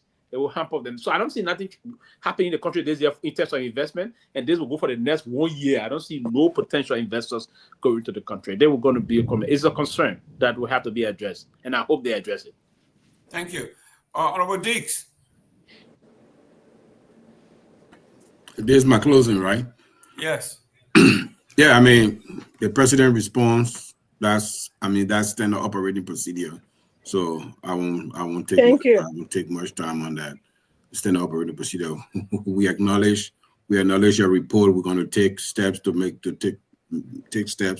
corrective actions. Standard operating procedure. But you know, we keep talking about these civil society organizations, Tao and what have you. Let me throw a question out there. Did anybody hear anything from Tao during the speaker saga? Yes. I mean, did anybody hear anything from them? Oh yeah, they came out. Yeah, they and what were the position? What were the position? Yeah, they condemned it. They were on the side of the law. But the president can disobey the Supreme Court, who is Tao. Yeah, so I mean, I guess I mean, sometimes these civil society organizations, I feel that they focus on working with international partners more than screaming, than shouting in the country that they're working at. So I don't take much from them. But anyway, good show. I mean, let's originate thoughts on our own that we can solve locally and stop allowing people to give us template that we can use for our national development, or else we'll never get there. And then one thing I want to put in there, August 11, what, 3 days ago, it was 22 years ago, August 11, when Charles Taylor resigned and left Liberia. So we are 22-year post-war country. See where we are today. Thank you. Wow. Sarah. Yeah, absolutely a great show. And we will always come on when we have the time to join you guys to see what we have to say to our people. And no matter what, one way or the other, something will stick. Like my brother Tiafa said, it's standard operating procedure. The president responded. The real action is yet to be taken. The Liberian people will be looking forward to that. We are hopeful that he will be able to talk to his lieutenants to make sure that they respect the laws of our country, respect the rights of our people, no matter which political party they come from. We are all Liberians. The president is president for all Liberians and not for specific people. So I hope the cabinet meeting they had, the retreat they had, I hope he kind of sound that warning to them, talk to them, ring it in their ear over and over so that they can know that this country belongs to all, our country belongs to all Liberians and not United Party alone. So great show. We'll come on here again and say what we have to say. Thank you guys for the opportunity. Thank you. Mr. Kromah. Yeah, good show. So I would like to close on this George thing that I think everybody was closing on before you bring in the report from the executive mansion. So the George thing is that, like I always say, is every family in Liberia, one way or the other, you are affected by this. Either you know somebody that is being affected, or maybe a friend of yours, is into this or whatever it is. And the protest recently was a good protest. And I think it was today we saw of news on Facebook that some communities already taking, actions by burning down all of the ghettos in the communities. I don't know if that is the right way to go about it, but I know that this administration came to power by, relying on what was happening in the past administration, even as far as going to accuse former officials of being involved with drugs trafficking. And so today, this not much this administration is doing to fight this thing. And I hope because we saw a meeting that the president had with the protester, I hope the recommendation they gave him, they're going to work on it. And it's not going to be business as usual. Let's see something tangible coming out of it. And what Anthony said, we cannot overlook it. You can have thousands of people, that are not on payroll. And these are the same group of people who go on the field to go and arrest, the dealers. Obviously, there will be compromise because the man is taking probably $60 or $50, and the man go to meet a dealer, and the dealer offer him $1,000 or $2,000 or whatever it is. He's not going to leave that for something that is not even sure of getting. And these are the things the government need to focus on. Allocate resources into this thing, and the people who are responsible to do this, they don't do it. But whenever people come out to say the protesting, you will see the same lawmaker pretending as if they're very passionate about fighting this thing. And I hope we can come to a point where, because this justice is really, really killing us. Sometimes you'll see a former schoolmate, a classmate, he's into the street, sleeping in graveyard, it's very, very sad. And I hope the government can do something about it. Thank you, and great show. Sarah, have a great night. Thank you. You too, son. Be good. Be safe. Thank you. Mr. Gayman, please give my announcement, Chief. I'll send it to your inbox. No, I'm giving no announcement. I gave you a chance to talk about your show. You talk about everything else except your stuff. Okay, on Friday. Listen, man, Mr. Nagbe talking, man. Come on. Mr. Nagbe, go ahead. See, if you are sending it to me now, I'm going to announce it, but you didn't. So. Okay, I will send it to you, Mr. Nagbe. Thank you. Listen, great show tonight. Thank you all very much. Let me announce the CMC is going to be in Canada over the weekend. Yeah, no, CMC, we're taking all the platform here now. We got to bring some CDC and ASC people on board. Please, but you already here. You here one time, Mr. Nagbe can, Mr. Gayman can shut her up. The American over here, Anthony, they over here doing they're doing the AFCT. Nobody said anything. Sarah come over here. She say her CDCT. Nobody say anything. Then she want. Can you imagine you have a whole CMC made at the moderator? If you were talking anything here again, go ahead. Go ahead, man. Mr. Nagbe, go ahead and close your show. I don't know, but anyway, for interrupting you. We will be inaugurating the pathway to change in Canada, and God willing, we'll probably join you while we're there. But we'll be there. Congratulations to the CMC. We know we started late, and so we'll continue to go out there. And there'll be naysayers. We get it. Why not take our people in for all? Congratulations to Miss Kamara for coming on board. Let me just say it quickly. I didn't have a chance to get it. I think we need to be careful, when we talk and not talk individuals. Alice Cummings, for all that I know, is not gay. Alice Cummings is married. The more y'all keep saying the same thing, people keep hearing it. Why are you bringing it up? He's a married man. Mr. Gayman, please I will say this. The remarks that are being attributed to him were taken out of context. They took a snippet of what he said. He struggles what he said. He struggled with understanding how to deal I with personally believe he's not gay, but it's propaganda that's been running around. And exactly, that's why I wanted to say. I don't believe. We're giving the propaganda. I don't believe you believe, he is. And so we want to be careful. On the other hand, Jeff Koji was sanctioned because he facilitated and encouraged and abetted violence. He went to Sawyer's funeral and had people bloodied. Sir Joseph has said that kind of action has led to people being killed. I don't think we can debate that. I don't think that is individual character assassination. I just wanted to make sure, we're clear and we draw the lines, as we talk here. But Jeff Koji has not killed anyone. Jeff Koji has not killed anyone. He did not aid and abet anybody. That is malicious and. So are you telling me you didn't see him at a university campus with those children? You didn't see him? So if he went to a university campus, that means he encouraged somebody to go and do violence there. Actually, yes, he did. Look at the videos. Come on, yes, he did. Mr. Nagbe. Yes. Everybody went to the university campus. Thank you. Look at the videos. No, you're wrong, Jerome. No, Jerome, you're wrong. There was a specific. Jerome, there was a specific. Listen, when you guys will be fair here, because Serena Seafood went to the university campus, no, but and you saw what it did to him. No, you saw when Twin went to the campus, what it did to him. Don't say that. No, there was a specific program here in honor of the late Dr. Same thing. Not the same thing. Not the same thing. When they're on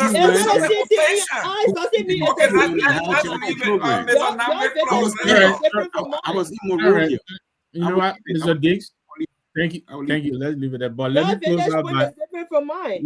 me close out by reading what our brother here sent me, and the summary is that they're appealing to the closing argument to allow them to appear on the platform as they're preparing for their inauguration. So I think that please put it in our chat room as well, so that the big boys are not here. Only the beginners, so the beginner here. So the deep way in the back, so they can also. But congratulations to you and the team, and I know you'll do well. Thank you very much again for the show. The gentleman reached out to me, and I told him I pushed on 30 minutes on Friday for them to come and make their case. So I don't know why he put this here, because they had reached out to me. I told them find 30 minutes on Friday, come out here and tell us who you are, because we like Liberians doing well in foreign countries. So, I don't know why he did, but he had your problem is solved, young man. Sylvester is here, Mr. Gayman. He could have said it again.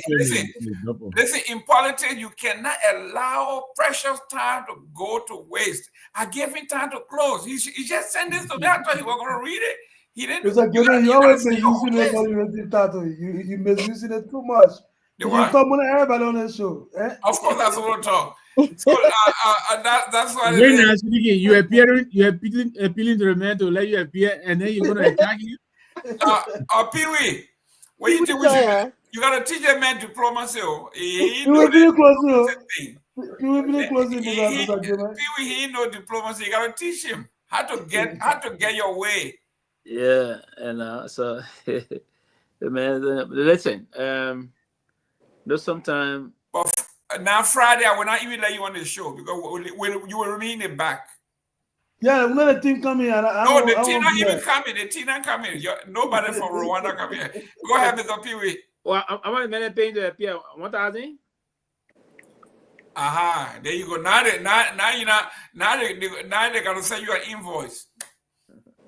Yeah, but ladies and gentlemen, thank you very much for tuning in. We discuss a lot of topics. Don't forget your person of the week on Friday. And I still think somebody just sent me a text here. They thought that I was not going to read the this report that had Musa Ability name in it, because they felt like we were going to be biased. We are associated with Musa Ability, so we will not read anything that is negative against him. That is not why we are here. The man himself was on here when he said it is a serious problem and it affects everybody. And he said whatever the government does with his son, he's okay with it. He was not going to interfere. Somebody else pointed out that his son was given a break. Okay? We are not saying it was right or wrong. We didn't say he was guilty, he wasn't guilty. We are reading what's in the paper. This is what the commissioner said. There's a disparity. If we're going to fight drugs in Liberia, we have to be consistent. We have to be fair across the board. So you didn't expect me, because Musa Ability name is in the report, so we will squash the report. That's not how it works here. So whoever sent me the text, shame on you. That's not how we operate it. We see you guys on tomorrow. Let me add Thursday, guys. Hey, Jerome, let me make a quick comment. When Musa's son was released, he was released based on the technicality that when you're a pre-trial detainee, and I think after 2 or 3 terms of court, and you haven't faced the judge, they can release you. And so that's one of the problems in the country with the criminal justice system. We have a lot of folks that are sitting in South Beach, pre-trial detainees, that sit there for a whole year, will go through like 3, 4, 5 terms of court. It just happened in a case that he had a lawyer, and the lawyer father thinks that my client been locked up, and you guys are going through like 3 different terms of court. And then the judge said, okay, based on the law, we release him. But then he went back to jail, went to trial, found guilty, and got sentenced. So I don't see no preferential treatment. The main thing the human rights lawyers should be focusing on is criminal justice reform. That people that can have a full lawyer can have the same access to the law. That's my point there. You know, Musa Ability is trending. Good things are happening. So people were attacking him. I think he understands that. Everybody knows that. Well, guys, let's do this again tomorrow. Thank you. And our friends in the studio. Always find a time to put a CMC plug in. You see. I tell you. The ANC people. Sarah, don't sound the ANC people. Somebody send your private message. That way, just sort of leave it as a given. The ANC. That was an ANC person. That was the ANC person that sent it to me. Now, thank you, guys. See you tomorrow. Okay, then.